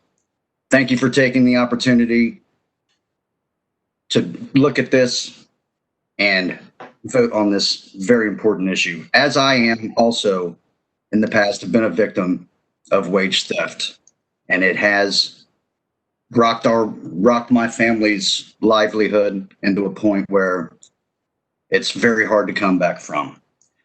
Within my travels and reaching out to membership and also non-members alike, we are also very susceptible to this wicked thing that these contractors do. And I applaud you folks for taking the time. And Council Member Rob Dorns, I do appreciate the work that you've done, and I do support this ordinance. Thank you. Thank you, Chris. Again, appreciate you being here tonight. Before we move to the vote, I just want to again say thank you to my council colleagues for their support of the administration, and a special thank you to Council President Hardin for helping to move us to today to be able to take this vote. So appreciate everyone's support for this legislation. With that, ordinance number 1802 was tabled at our last council meeting on September 14th, 2020. With that, I move to remove ordinance number 1802-2020 from the table as submitted to the clerk. Please call the roll. Brown, Dorans, favor, Remy, Tyson, President Hardin. Moved from the table. Thank you. I now move to amend as submitted to the clerk. Second. Please call the roll. Brown, Dorans, favor, Remy, Tyson, President Hardin. Amended. Thank you. I now move for passage. Second. Please call the roll. Brown, Dorans, favor, Remy, Tyson, President Hardin. Passed. Thank you. With that, President Hardin, that's all I have my committees this evening. Thank you. Good job, sir. The next committee to come before council is the Public Service Committee. The committee is chaired by Councilmember Favor. Councilmember, the floor is yours. Thank you, Council President Hardin. Tonight in Public Service and Transportation, we have ordinance number 2024-2020 to authorize the transfer of funds, to appropriate funds within the Transportation Grants Fund, to authorize the Director of Finance and Management to associate general budget reservations with the appropriate universal term contract purchase agreement for and to purchase order against universal term contracts for school zoning, flash and beacon equipment for the Department of Public Service and to declare an emergency. The school zone flashing beacon project will complete system upgrades at 29 schools and install new flashing beacons at 7 additional schools within the city of Columbus. The school zone flashing beacon upgrades and new installations will update system communications technology and improve performance and reliability. This project will enhance safety for the elementary, middle, and high school students and families at arrival and dismissal times at these 36 schools. These pedestrian safety enhancements align with the Vision Zero Columbus goal to eliminate crash-related fatalities and serious injuries on city streets. Vision Zero is working toward increasing safe, healthy, and equitable mobility for all in Columbus. I'd like to invite Dr. Eric Rausch with Columbus City Schools to make additional comments on this important piece of legislation. Thank you very much, Councilmember Favor, President Hardin. Good evening. I'm Dr. Eric Rausch. On behalf of Columbus City Schools and the Board of Education, thank you very, very much for the opportunity to say a few words about the school zone flashing beacon project. The safety of our school, student, staff, and the entire district community is a key priority for both Columbus City Schools and, I believe, Columbus City Council as we live and work amid this pandemic. Even though we begin this school year completely remote and virtual, we will eventually be back in the classroom. And that's why making an investment now to enhance safety for the elementary, middle, and high school students and their families as they travel to and from school is so important. Now, this project will protect school-age children in over 20 different Columbus City schools and at 16 additional educational institutions across the city. 18 of our schools will receive complete system upgrades to the current flashing beacons and beacon replacements, with an additional 6 getting brand new systems. As Councilmember Favor mentioned, these safety enhancements align with the Vision Zero Columbus goal to eliminate crash-related fatalities. This is very important. The pedestrian safety, and it is through these partnerships that we're successful, especially when it comes to reaching one of our district goals, which is to create safe, student-centered, innovative learning environments. This project does just that by urging folks to slow down and pay attention near our school zones. And so again, I would like to thank Columbus City Council, Councilmember Favor, and the Department of Public Service Traffic Management Division for taking action to keep our school-aged children safe. Thank you. Thank you, Dr. Roush. Are there any questions or comments from my colleagues? Seeing none, I move for passage. Second. Please call the row. Brown, Dorans, Favor, Remy, Tyson, President Hardin. Passed. Thank you, Council President Hardin, and that is all I have in my committee. Thank you, Madam Chair. This committee coming for council is the Economic Development Committee. That committee is chaired by Councilmember Remy. Councilmember, the floor is yours. Thank you so much, Council President Hardin. I have several items in the Economic Development Committee this evening. Tonight, I have Ordinance 133X to accept the recommendations of the 2020 Columbus Tax Incentive Review Council regarding the continuation, modification, or cancellation of all property tax incentives based on the evaluation of reporting year 2019 and to declare an emergency. The annual City of Columbus Tax Review Council, or TURC as it's known, was held on August 21st, 2020 to evaluate the compliance status of the city's property tax related incentives, enterprise zone agreements, post 94 community reinvestment area agreements, and pre 94 community reinvestment areas and tax increment financing districts for reporting year 2019.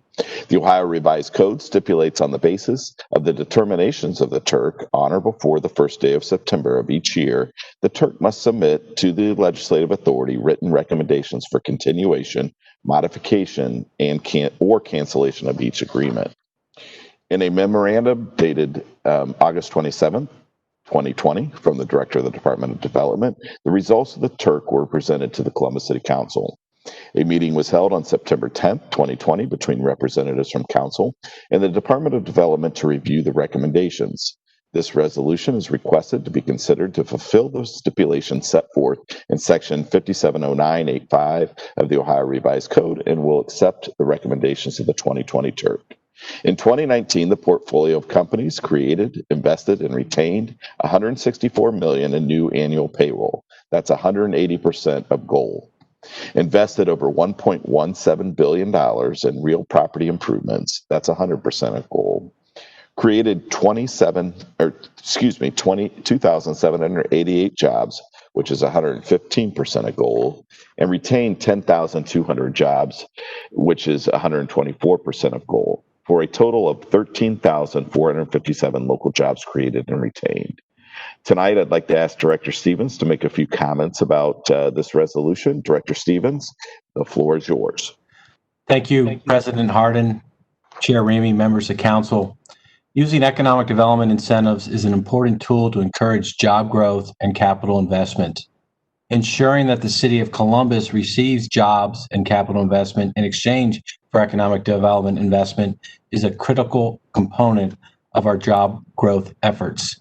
I was pleased with the work that was done this year by the Economic Development staff to pull the Tax Incentive Review Council together virtually and have a successful review.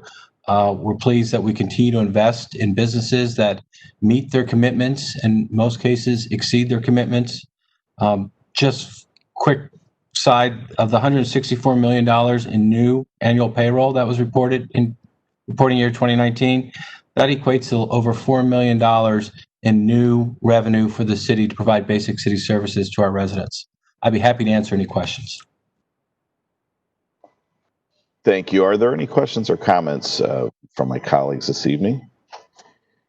All right, seeing none, I would like to also thank Andrew Dyer, who is the representative for council on the TURC. I appreciate his efforts in making sure that our interests are represented and certainly reporting back to council. If there are no questions or comments from my colleagues, I move for passage. Second. Please call the row. By voice, please. By voice. Oh, by voice. All right. Ms. Brown? I abstain. Thank you. Mr. Brown? Yes. Mr. Dorrance? Yes. Ms. Faber? Yes. Mr. Remy? Yes. Ms. Tyson? Yes. President Hardin? Yes, ordinance is passed.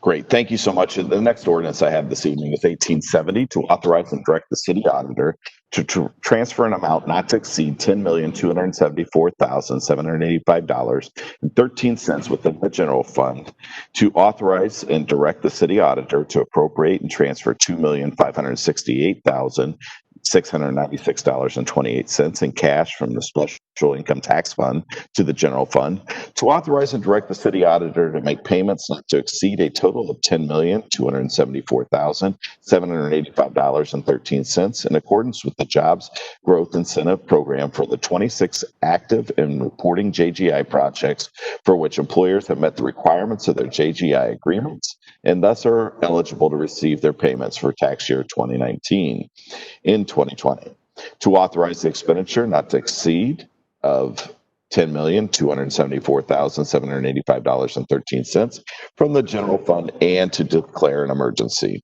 This legislation authorizes the payment to employers who have met the requirements of their Jobs Growth Incentive Program agreement and are eligible for payment for the 2019 reporting year.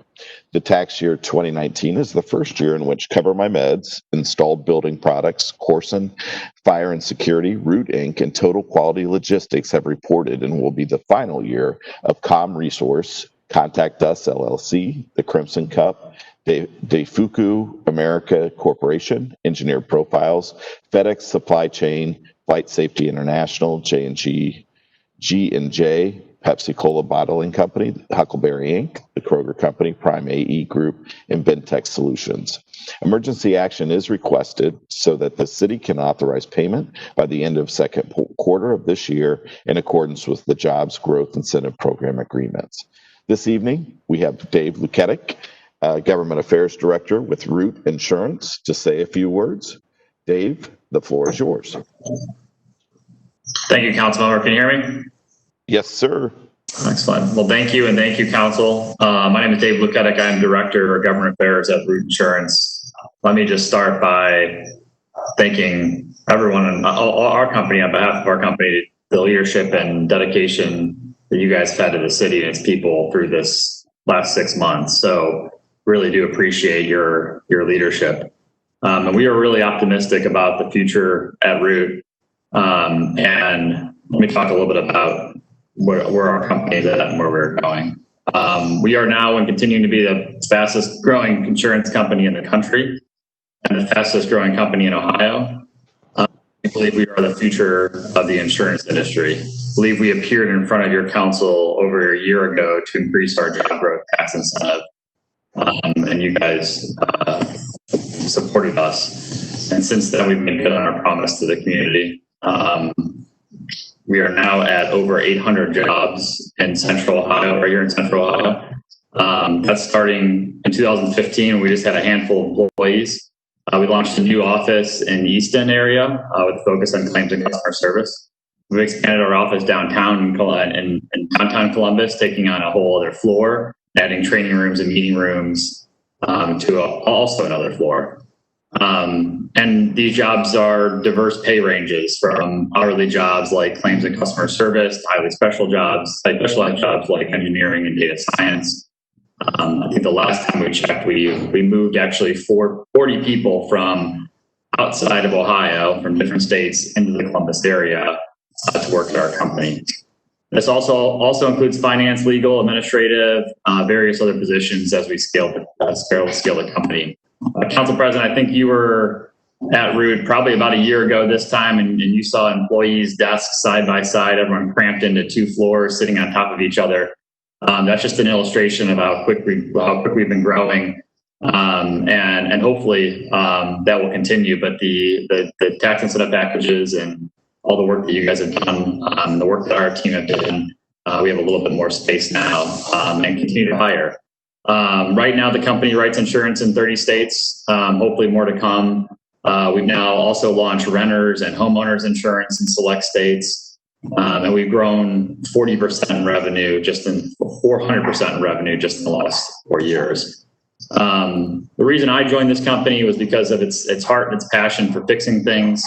It had a compassionate nature about insurance. So I'm happy that our company gave back in this time of need. When the pandemic hit, the state of Ohio came and had a difficult challenge of creating a system for unemployment benefits for self-employed workers. Under the CARES Act, the first time self-employed workers can qualify for benefits, but the state had no system. And the root insurance developers volunteered their time.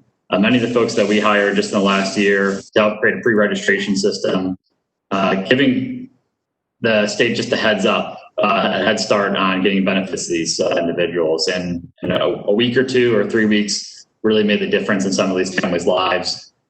We helped pre-register over 200,000 applicants for the unemployment insurance. So we're proud of the work that our employees have done and happy that we gave back.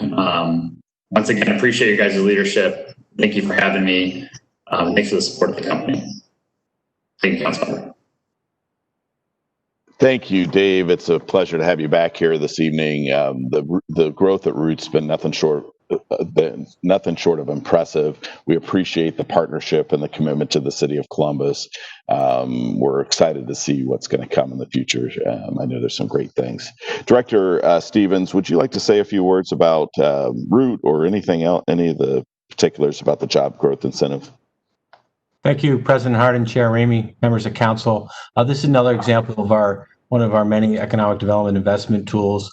I think what was shared just right before me is a great example. The growth that Root's having and our ability to encourage that job growth and investment here in Columbus by using these tools is really important. I'd be happy to answer any questions.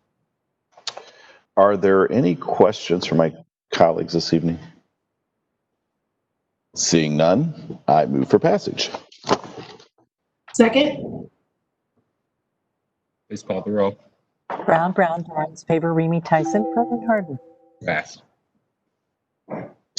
Thank you very much. Now I have ordinance number 2012-2020 to authorize the director of the Department of Development to enter into an enterprise zone agreement with HQ Office 1 LLC for a tax abatement of 75% for a period of 10 consecutive years in consideration of the company's proposed capital investment of $19,200,000 in real property improvements and the creation of 15 new full-time permanent positions. Established in December 2019, the primary business of HQ Office 1 LLC is the ownership of real estate used for office.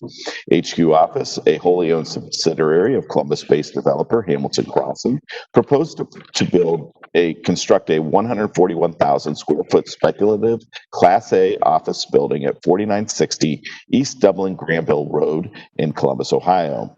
HQ Office proposes to invest a total project cost of approximately $19,200,000 in real property improvements to construct an approximately 141,000 square foot speculative Class A building.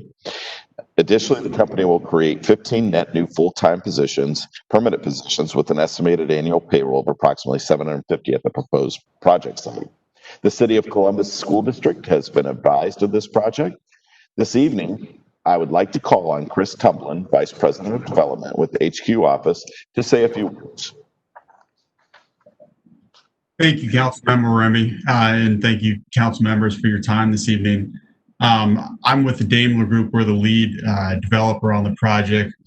We focus on real estate development and construction management for office, medical office, and mixed-use development in the Central Ohio market. The project we're discussing tonight is a 141,000 square foot spec office project on 11 acres, proximate to the 161 and Hamilton Road interchange on the northeast part of Columbus. The development is part of a larger 300-acre development that we refer to as Hamilton Quarter. We've worked since 2015 with economic development and public service to put in a number of infrastructure improvements in the immediate area that really has enabled development in this corridor. Those efforts have allowed for the development of a 300,000 square foot headquarters for Big Lots, medical offices for Ohio Health, a Target anchored retail center, and a 31-acre Regional Medical Center for Ohio State. We are excited to kick off this next phase of development with the 141,000 square feet of speculative space. And this proposed application is a key component of making that office development a reality. I'm happy to answer any questions that council or others may have on the project. We certainly appreciate the investment this evening, Mr. Tumlin, and certainly a little bit more explanation about the project. Things are exciting out that way. Tonight we do have one speaker. It's Joe Motil. Mr. Motil, thank you for coming back down to council. You have 3 minutes. Please state your name and any affiliation with any organization you may have. Check there. You see if there's a mute button. Oh, it's on now. It's good. Okay. Great. Thank you. President Hart, John O'Till, 167 West Cook Road, Columbus. President Hardin, Pro Tem Brown, Chairman Remy, members of City Council. In early March, the citizens of Columbus first began feeling the suffering and financial impact that COVID would bring upon us. It also advanced greater attention to the systemic racism, economic and social inequality, and the need for police reform in the city and country. This also brought on what appears to be nothing more than hype from Columbus businesses and developers signing resolutions and pledges, holding panel discussions on inequality and studies on inequality against marginalized people, especially from those companies and developers who are on the receiving end of tax abatements. You recently wasted $500,000 on an unbid contract to a law firm to accuse protesters to look into citizens' complaints of abuse of power when the law firm knew they could not perform a thorough investigation of the complaints due to police officers' refusal to be interviewed that is permitted by the FOP contract, which the law firm is very familiar with. Evictions continue to rise on a daily basis. Latest reports on poverty indicate that nearly 1 out of 4 children in Columbus are living in poverty. Layoffs of lower wage employees in our hotel and tourism industry are worsening. The collapse of tourism is impacting our bed tax revenues that goes towards human services and the Affordable Housing Trust Fund. Only $3.9 million is left of the city's share of its $157 million of federal CARES Act funding. And due to this city's 78% reliance on city income tax to fund its general operating budget and the loss of jobs and consumer spending, $41.5 million was just cut from our city's operating budget. And our city auditor stated, quote, "We need to anticipate this lost revenue that may well continue into the next year." Adam H. is asking for a renewal and additional property tax increases this November on top of a recent property tax increase that was approved by Columbus State. But yet, when it comes to taking care of those who are in control of you, Mayor Ginther and city policy, you don't blink an eye at giving away millions of revenue in the form of tax abatements. And you do so during a time when so many are suffering and revenues are down. Those on the receiving end of these corporate welfare continue to get rich on the backs of the poor and middle class. The very people you claim to be champions of. You are giving away tax revenue that is needed to support the various issues of discrimination, racial and social inequality that you claim to be so damn concerned about. The officers of this LLC that is receiving this $4.1 million tax abatement reads like the who's who of Columbus's most successful developers and major campaign contributors to City Hall. They represent the Daimler Group, which is one of the leading commercial real estate developers in Central Ohio and has developed more space over the last 10 years than any other developer. Casto, which has been developing in the Columbus area for over 90 years. Capital Square Limited, that is owned by Columbus Partnership member of the Dispatch Train Company.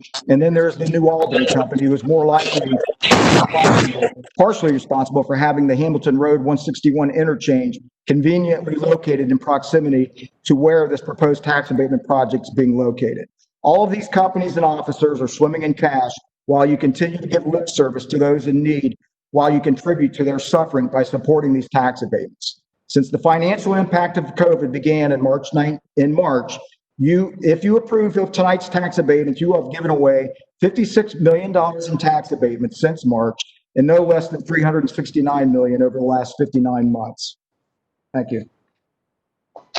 Thank you very much, Mr. Rotil. Director Stevens, do you have any follow-up? Thank you, President Hardin, Chair Remy, members of council. I'm pleased to be bringing forward this abatement ordinance.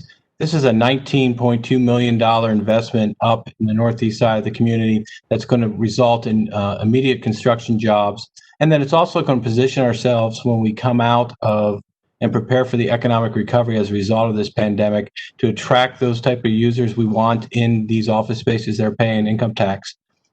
It's important to note that this is what we would consider more of a suburban office campus environment where we compete up in the Northeast with New Albany, which offers a 15-year, 100% abatement on property tax. We're comfortable that we're going to be competitive based on the workforce the city has to offer and this location at 10-year and 75%. I'd be happy to answer any questions.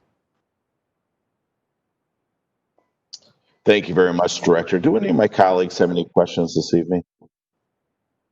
Seeing none, I move for passage. Second. Please call the row. Brown, Dorans, favor, Remy, Tyson, President Hardin. Passed. Thank you so much. Next, I have ordinance number 2031-2020 to authorize the Director of the Department of Development to enter into an enterprise zone agreement with Franklin International for a tax abatement of 75% for a period of 10 consecutive years in consideration of a total proposed capital investment of approximately $12,500,000, including $3,500,000 in additions and construction, $2,500,000 in improvements to existing buildings, and $6,500,000 in machinery and equipment, and the creation of two new full-time permanent positions with an estimated, I just lost that one, with an estimated new annual payroll of approximately $88,650 and the retention of 350 jobs with an approximate annual payroll of $24,838,883 at the project site. Franklin International, founded in 1935, is a manufacturer and distributor of adhesives, whose headquarters, central production and distribution facility are located here in Columbus, Ohio. This project is an expansion of the product and distribution facilities. Over the last few years, Franklin International sales growth and the increasing complexity of their business have created significant inefficiencies in the daily operations of their industrial plant and dock areas. A major obstacle in this effort is the inability to expand the industrial plant and dock areas from a facilities or building standpoint. These facilities are landlocked, and expansion of the existing building is not feasible. The construction of the new facility and the renovation of existing facility will allow operations to expand by 44%. Franklin International is proposing to invest a total project cost of $12,500,000, including $3,500,000 in new construction to build a new 21,780 square foot facility and renovate an existing 30,000 square foot industrial structure located at 174 Hossack Street in Columbus. The company anticipates that the proposed project will lead to the creation of two new full-time positions with a payroll of approximately $88,650 and the retention of 350 jobs worth $24,883. Joining us this evening, we have Nick Ford, Director of Expansion and Operations Planning with Franklin International. Nick, the floor is yours.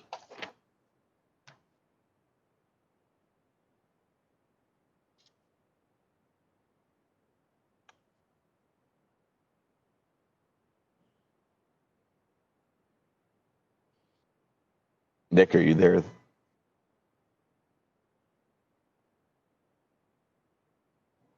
He was there earlier. Appears to still be on mute, council member. Oh, there you go. Okay. Can you hear me now? Good. Yes, sir. Okay. All right. Well, thank you. I wanted to just give everybody just a little bit of history on Franklin International, if you've not heard of us before. Like what was said earlier, we are a manufacturer of adhesives, sealants, glues, and polymers. We were founded in 1935. It's a privately held, family-owned business. It's been a Central Ohio business since its inception in 1935. We're currently in the third generation of family ownership with the Williams family. The fourth generation is now alive and well in the company and contributing as well. We sell into over 70 countries all over the world. Since the 1950s, we've been vertically integrated in the design and the manufacture of our own polymers, water-based emulsion polymers, which is a key raw material to the manufacture of glues and adhesives. That's not something that can be said of all of our competitors, and we compete with companies all over the world. This project that's in question is a significant expansion of our existing polymer manufacturing facility. Like was said earlier, it's a 21,780 square foot expansion of that space. It's multi-use space for storage.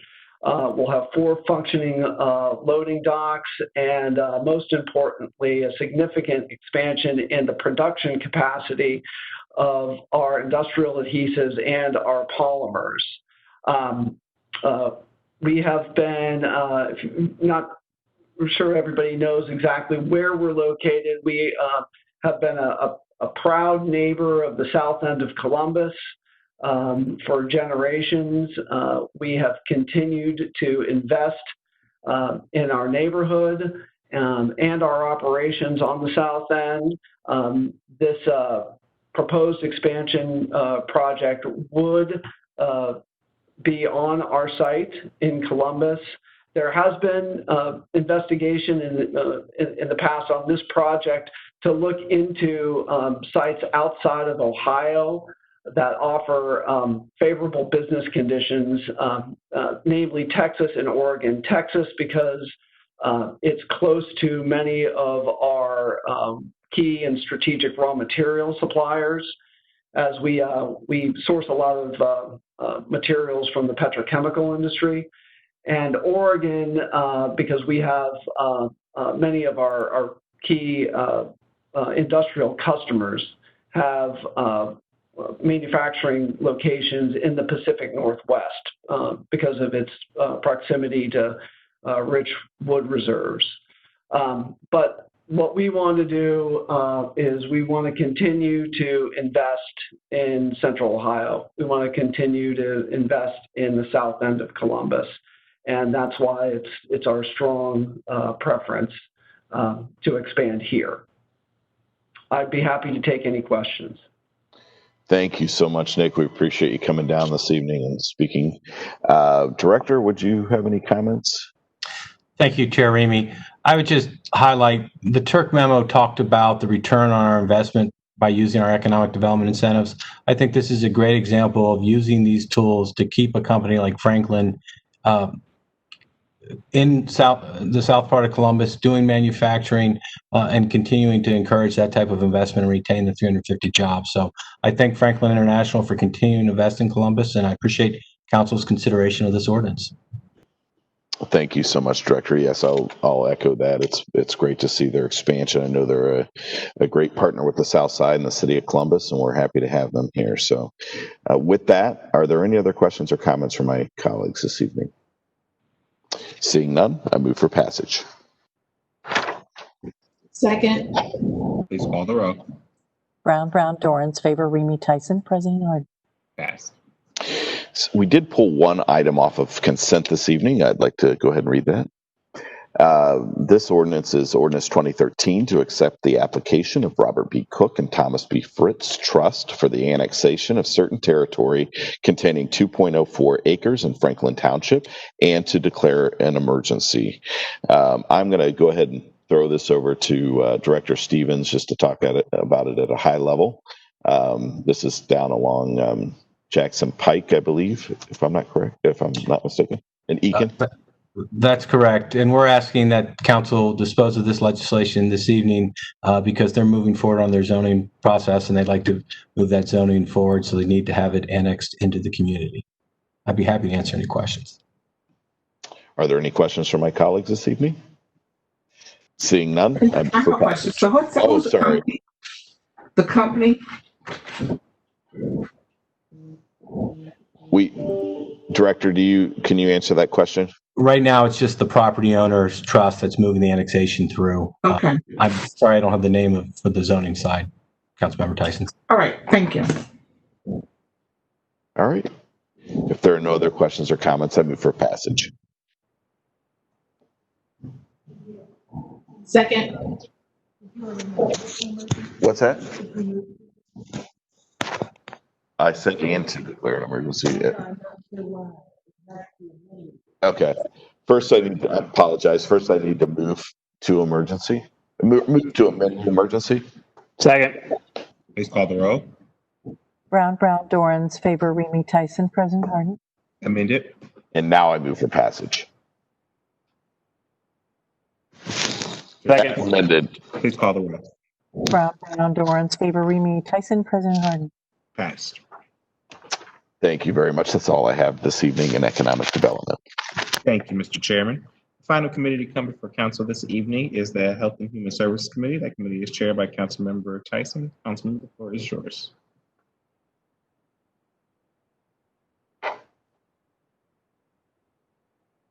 Councilmember, you're still muted. Oops, I'm sorry. Wait 1 second.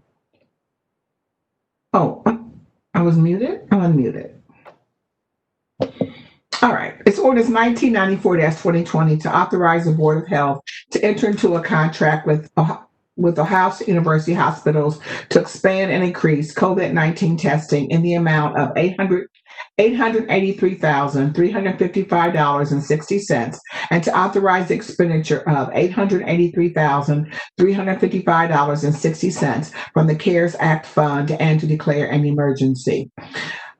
This contract allows for 400 Central Ohio residents per week to be tested for the coronavirus. This equates to about 6,800 tests and tests in residents until December the 30th of 2020. Testing and a lab turnaround time of under 72 hours is vital in mitigating the spread of coronavirus. In order to mitigate the spread of coronavirus, Columbus Public Health has determined that 2,500 tests per day need to be performed in Franklin County. Testing at Columbus Public Health ensures access to COVID-19 tests for Columbus residents in Central Ohio. And now I'm going to ask Anita Clark from Columbus Public Health to make any additional comments. Certainly, Council Member Tyson, can you hear me? Yes. Perfect, thank you. Also want to thank Council President Hardin and all the council members. This contract allows us to be able to provide more testing in the community related to COVID-19. And this is located in our 240 Parsons Avenue loop. And we're asking residents to contact the 614-645-1519 number to obtain a test. Ohio State has been very instrumental in helping us with testing. And if you drive by our 240 Parsons Avenue, often you will see their mobile vehicle out front. So we're very appreciative of their help and their workforce and helping us to fight the pandemic. And I would entertain any questions at this point. Thank you. Thank you. Seeing none, thank you, Ms. Clark. If there are no questions or comments, I move for passage. Second. Brown, Dorans, favor, Remy, Tyson, President Hardin. Passed.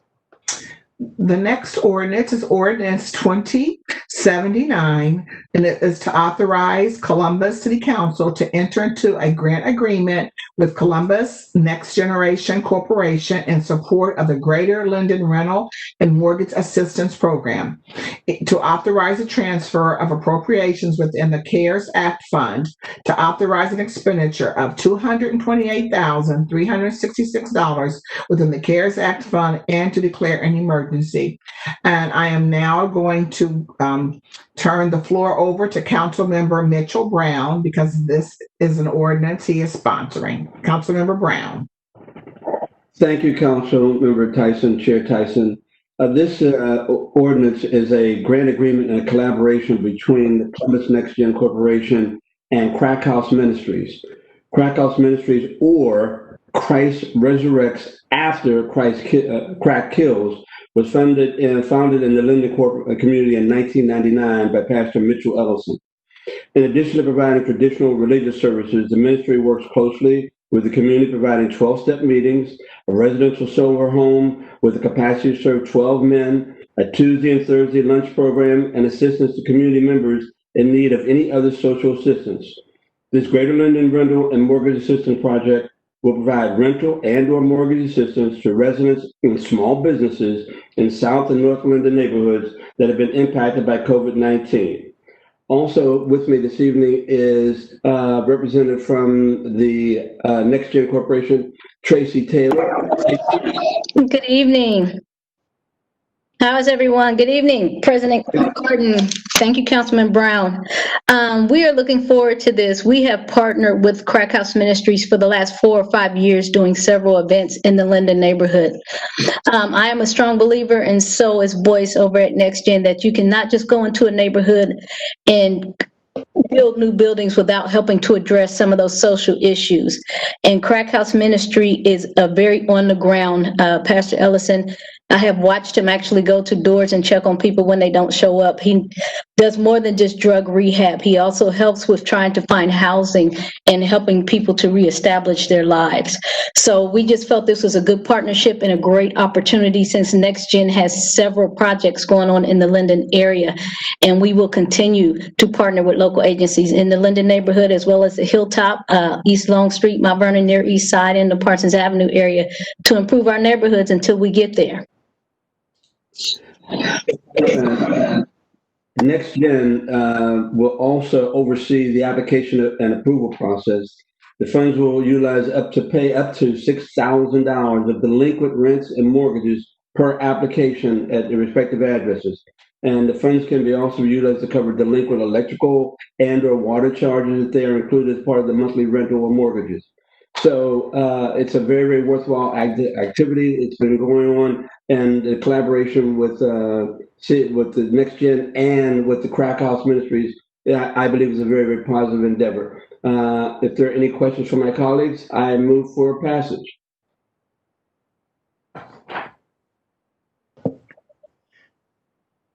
Second. Let's call her out. Brown, Dorans, favor, Remy, Tyson, President Hardin. Yes. Thank you. The next ordinance is also Councilman Brown is sponsoring. It is ordinance 2083-2020 to authorize Columbus City Council to enter into a grant agreement with Community for New Direction in the support of its after-school program, and to authorize a transfer appropriation of the CARES Act fund, to authorize an expenditure of $28,806 in the CARES Act fund, and to declare an emergency. Councilmember Brown, the floor is yours.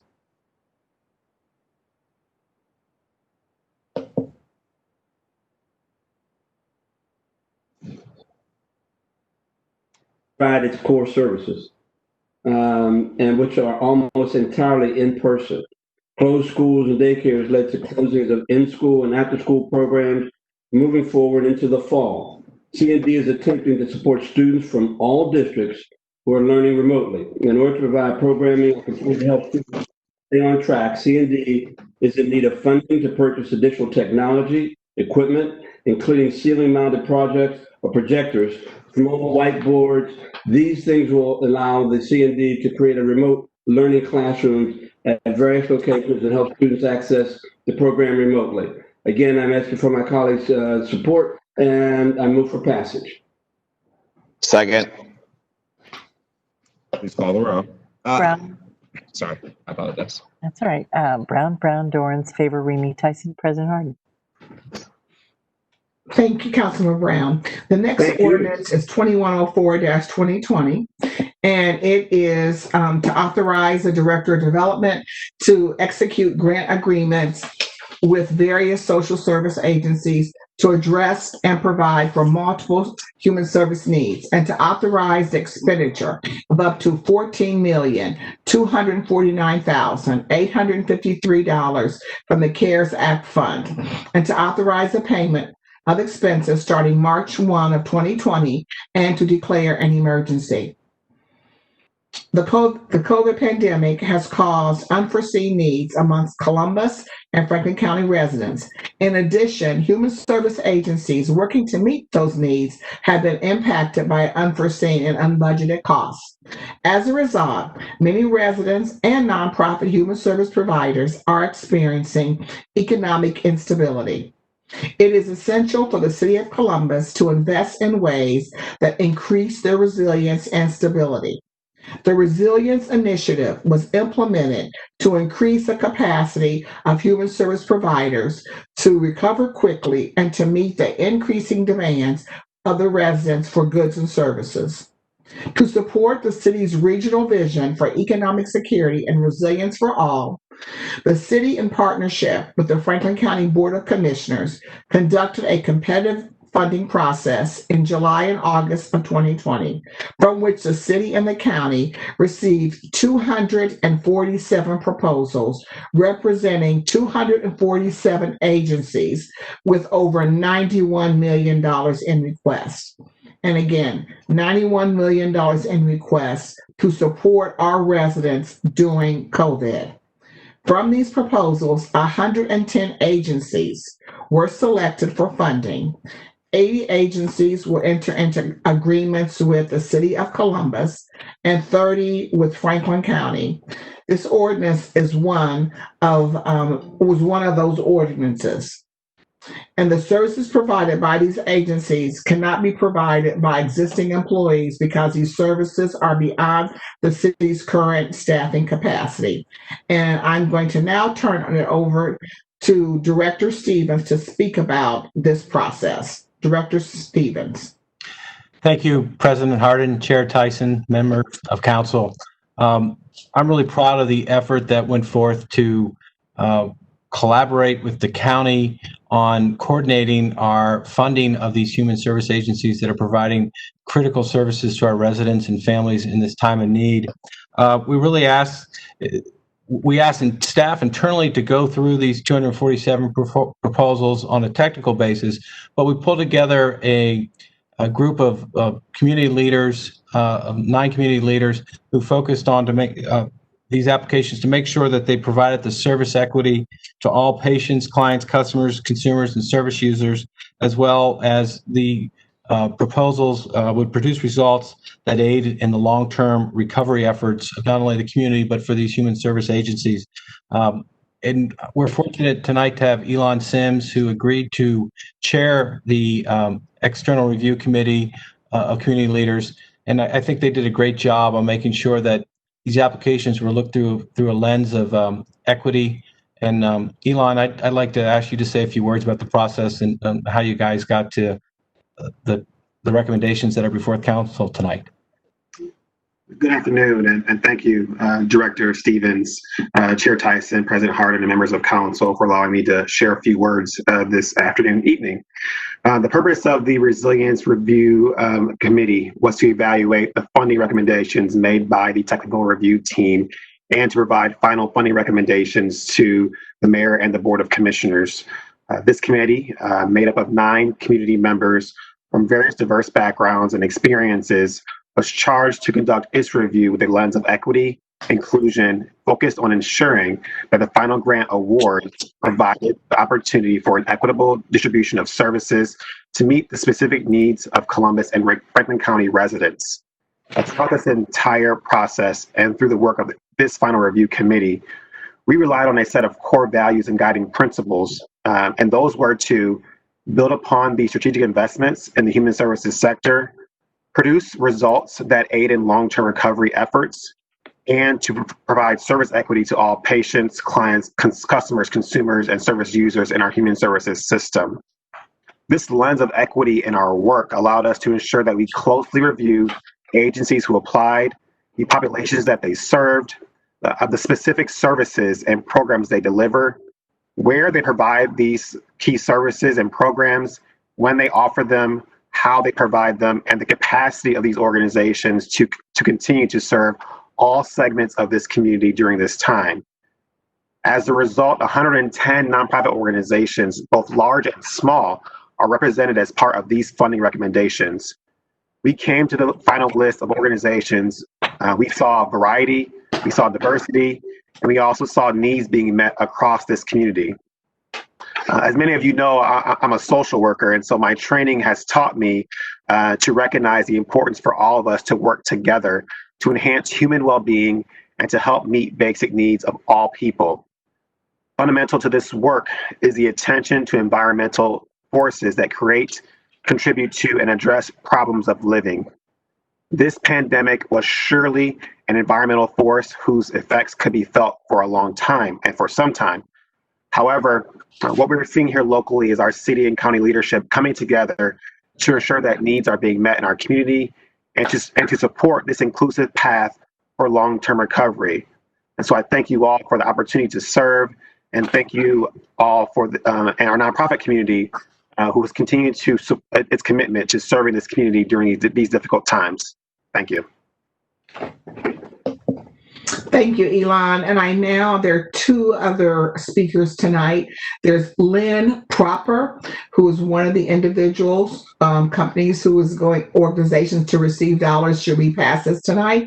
It's Lynn Proper from the Military Veterans Resource Center. Mr. Proper. Thank you for allowing me to speak. I'm the Executive Director of Military Veterans Resource Center and a Marine Corps veteran. For nearly 20 years, the Veterans Resource Center has served Central Ohio veterans and their families. For several years, while he served on Columbus City Council, State Senator Herschel Craig sat on our board of directors. We have a unique mission. We serve veterans who have become invisible. They're men and women who served their nation faithfully, then came home to begin families and careers. They put their military service on a shelf in the closet. And then somewhere along the way, for many reasons, the wheels came off. Now they struggle to care for themselves and their families. There are many such men and women in our community. Of the 65,000 veterans who live in Franklin County, 12,000 of them live below the federal poverty level for Ohio. And their families are over 8,000 children. Many of these men and women, now in their 30s and 40s and 50s, turn to us for help. What we provide is an opportunity for them to become self-reliant, to again feel the dignity and self-respect they felt when they wore our nation's uniform. Our team works as coaches and mentors to help veterans identify and overcome the barriers keeping them from self-reliance. We first help them build a foundation, based on reliable shelter, reliable transportation. We operate the Veterans Food Bank to ensure they have access to good nutrition. Then we help veterans learn how to manage their financial resources, including increasing their income and reducing living expenses. Over the past 5 years, we've helped over 1,500 veterans find jobs that pay an average of over $17 an hour. And though many of our clients have been incarcerated or maybe have not worked in years, our retention rate over 5 years is over 80%. They found work and they keep on working. Together, they have contributed over $200 million in wages to Ohio's economy. A few months ago, COVID hit town, and like those relatives from hell who come to visit and then never leave, COVID is still with us. Since March, the number of veterans who have turned to the Veterans Resource Center has tripled. At the same time, our primary resources of donations have dried up, forcing us to cut deeply into our financial reserves, which is why nonprofits like mine are grateful that Columbus City Council is considering assistance for us this evening. Your help doesn't just help Military Veterans Resource Center. It benefits the many hundreds of Franklin County veterans who are helping. And it helps all those other nonprofit organizations continue helping Columbus and Franklin County poor who have been forgotten and left behind. Thank you for remembering us for the work we do. Thank you, Mr. Proper. And certainly I want to thank you for your service to our country. Thank you. Thank you. And the next speaker is Nicole Michael and Jimmy Mel, representing the Columbus Diaper Bank. Good evening. Good evening. My name is Jimmy Mel, and Executive Director of the Columbus Diaper Bank. And as we all know, COVID-19 has hit us all really hard. And once the city closed down, that hampered a lot of our fundraising because a lot of that comes from local businesses and restaurants. And with those being shut down at the time, we were unable to be out in the community like we normally are. On top of that, with businesses now, everyone working from home, it also not allowed for people to do fundraisers and diaper drives at their place of business. And with this additional money, this will allow us to continue providing clean diapers to the programs here in Columbus, Ohio. We're well on. Last year, we gave out 200,000 diapers, and this year, because of COVID-19, we're going to almost double that this year. So we are grateful for this money and this opportunity to speak. Thank you. Thank you. Thank you so much. So I just want to add a couple other comments based upon the legislation tonight. First of all, I want to thank Kim Stans for his work and working from the Department of Development, working with Elon. And again, I want to thank Elon for his leadership. And also the initial committee that looked at ensuring that the group that looked at the technical group that I think initially then a number again was the 91 million to look at how to bring that number to a number that could be funded, and then to the second group that looked at it from the standpoint of, we think about racism as a public health crisis, so looking at it from an equity lens. And so I appreciate all the work that was done by those two groups. And so the diversity of individuals of organizations that are being funded, besides the two that we heard, are focused on seniors, basic needs, food, housing, medical, mental health, youth, our immigrant community, LGBTQ, behavioral health. I mean, it's all the nonprofits that are serving our residents, large and small nonprofits, to support our community. Now, we're still in COVID. We had $91 million worth of asks for 20 million, 15 from the city, 5 million from the county, and we're so thankful for this partnership. But we're still in COVID, and these dollars have to be used before the end of the year. We also know that COVID is not ending in December. And so I'm thankful to our congressional members that were that advocated for these CARES Act dollars. We are going to continue to need to support these organizations in 2021. So we want to continue we're thankful for what our congressional members have done, but we have to continue to make sure that we are contacting them because, again, COVID is not going away. Are there any questions or comments from my colleagues? Councilmember, I just briefly want to thank you for your efforts in this process. I know that year over year you work really hard on human service grants, and this is one of the most high stakes situations that you've done this in. And I just appreciate you championing all of the organizations you just spoke about, but during some of the toughest times they've probably faced in a long time. So thank you for your leadership. Thank you. Thank you, Councilman Brown. And certainly I want the residents to be able to look online and see all the diversity of residents that will be receiving services from these organizations.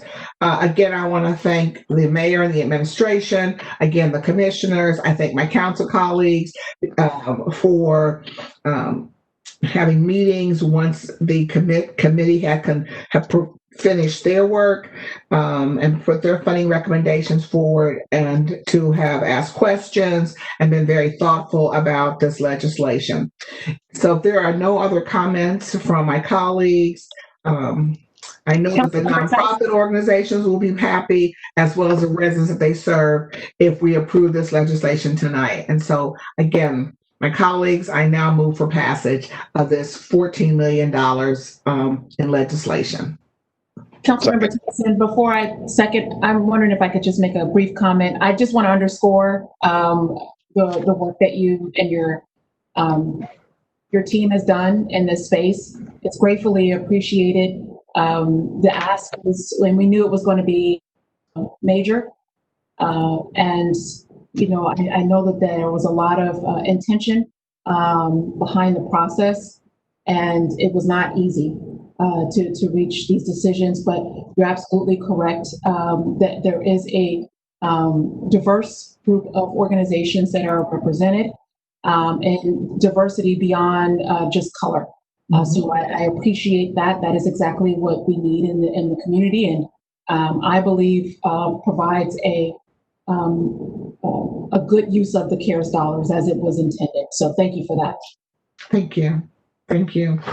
Thank you, Councilman Faber. I look at this list, I'm certainly really pleased with the work of the committee to put forth this list and to provide these services again to the residents in our community who are sorely in need of them, sorely in need. So if there are no other questions or comments, I would move for passage. Second. Thank you. Thank you, That's all I Councilman have in my Tyson. speech this evening. Please call the roll. Brown, Dorn, Faber, Remy, Tyson, President Hardin. Thank you. This is passed. Thank you, Madam Chair. Seeing no further business to come before council, may I have a motion to adjourn? So moved. Please call the roll. Brown, Dorn, Faber, Remy, Tyson, President Hardin. Council is adjourned. We have two non-agenda speakers to come before council. The first speaker to come before council is Mr. Charles Roble. Mr. Roble, welcome back to council.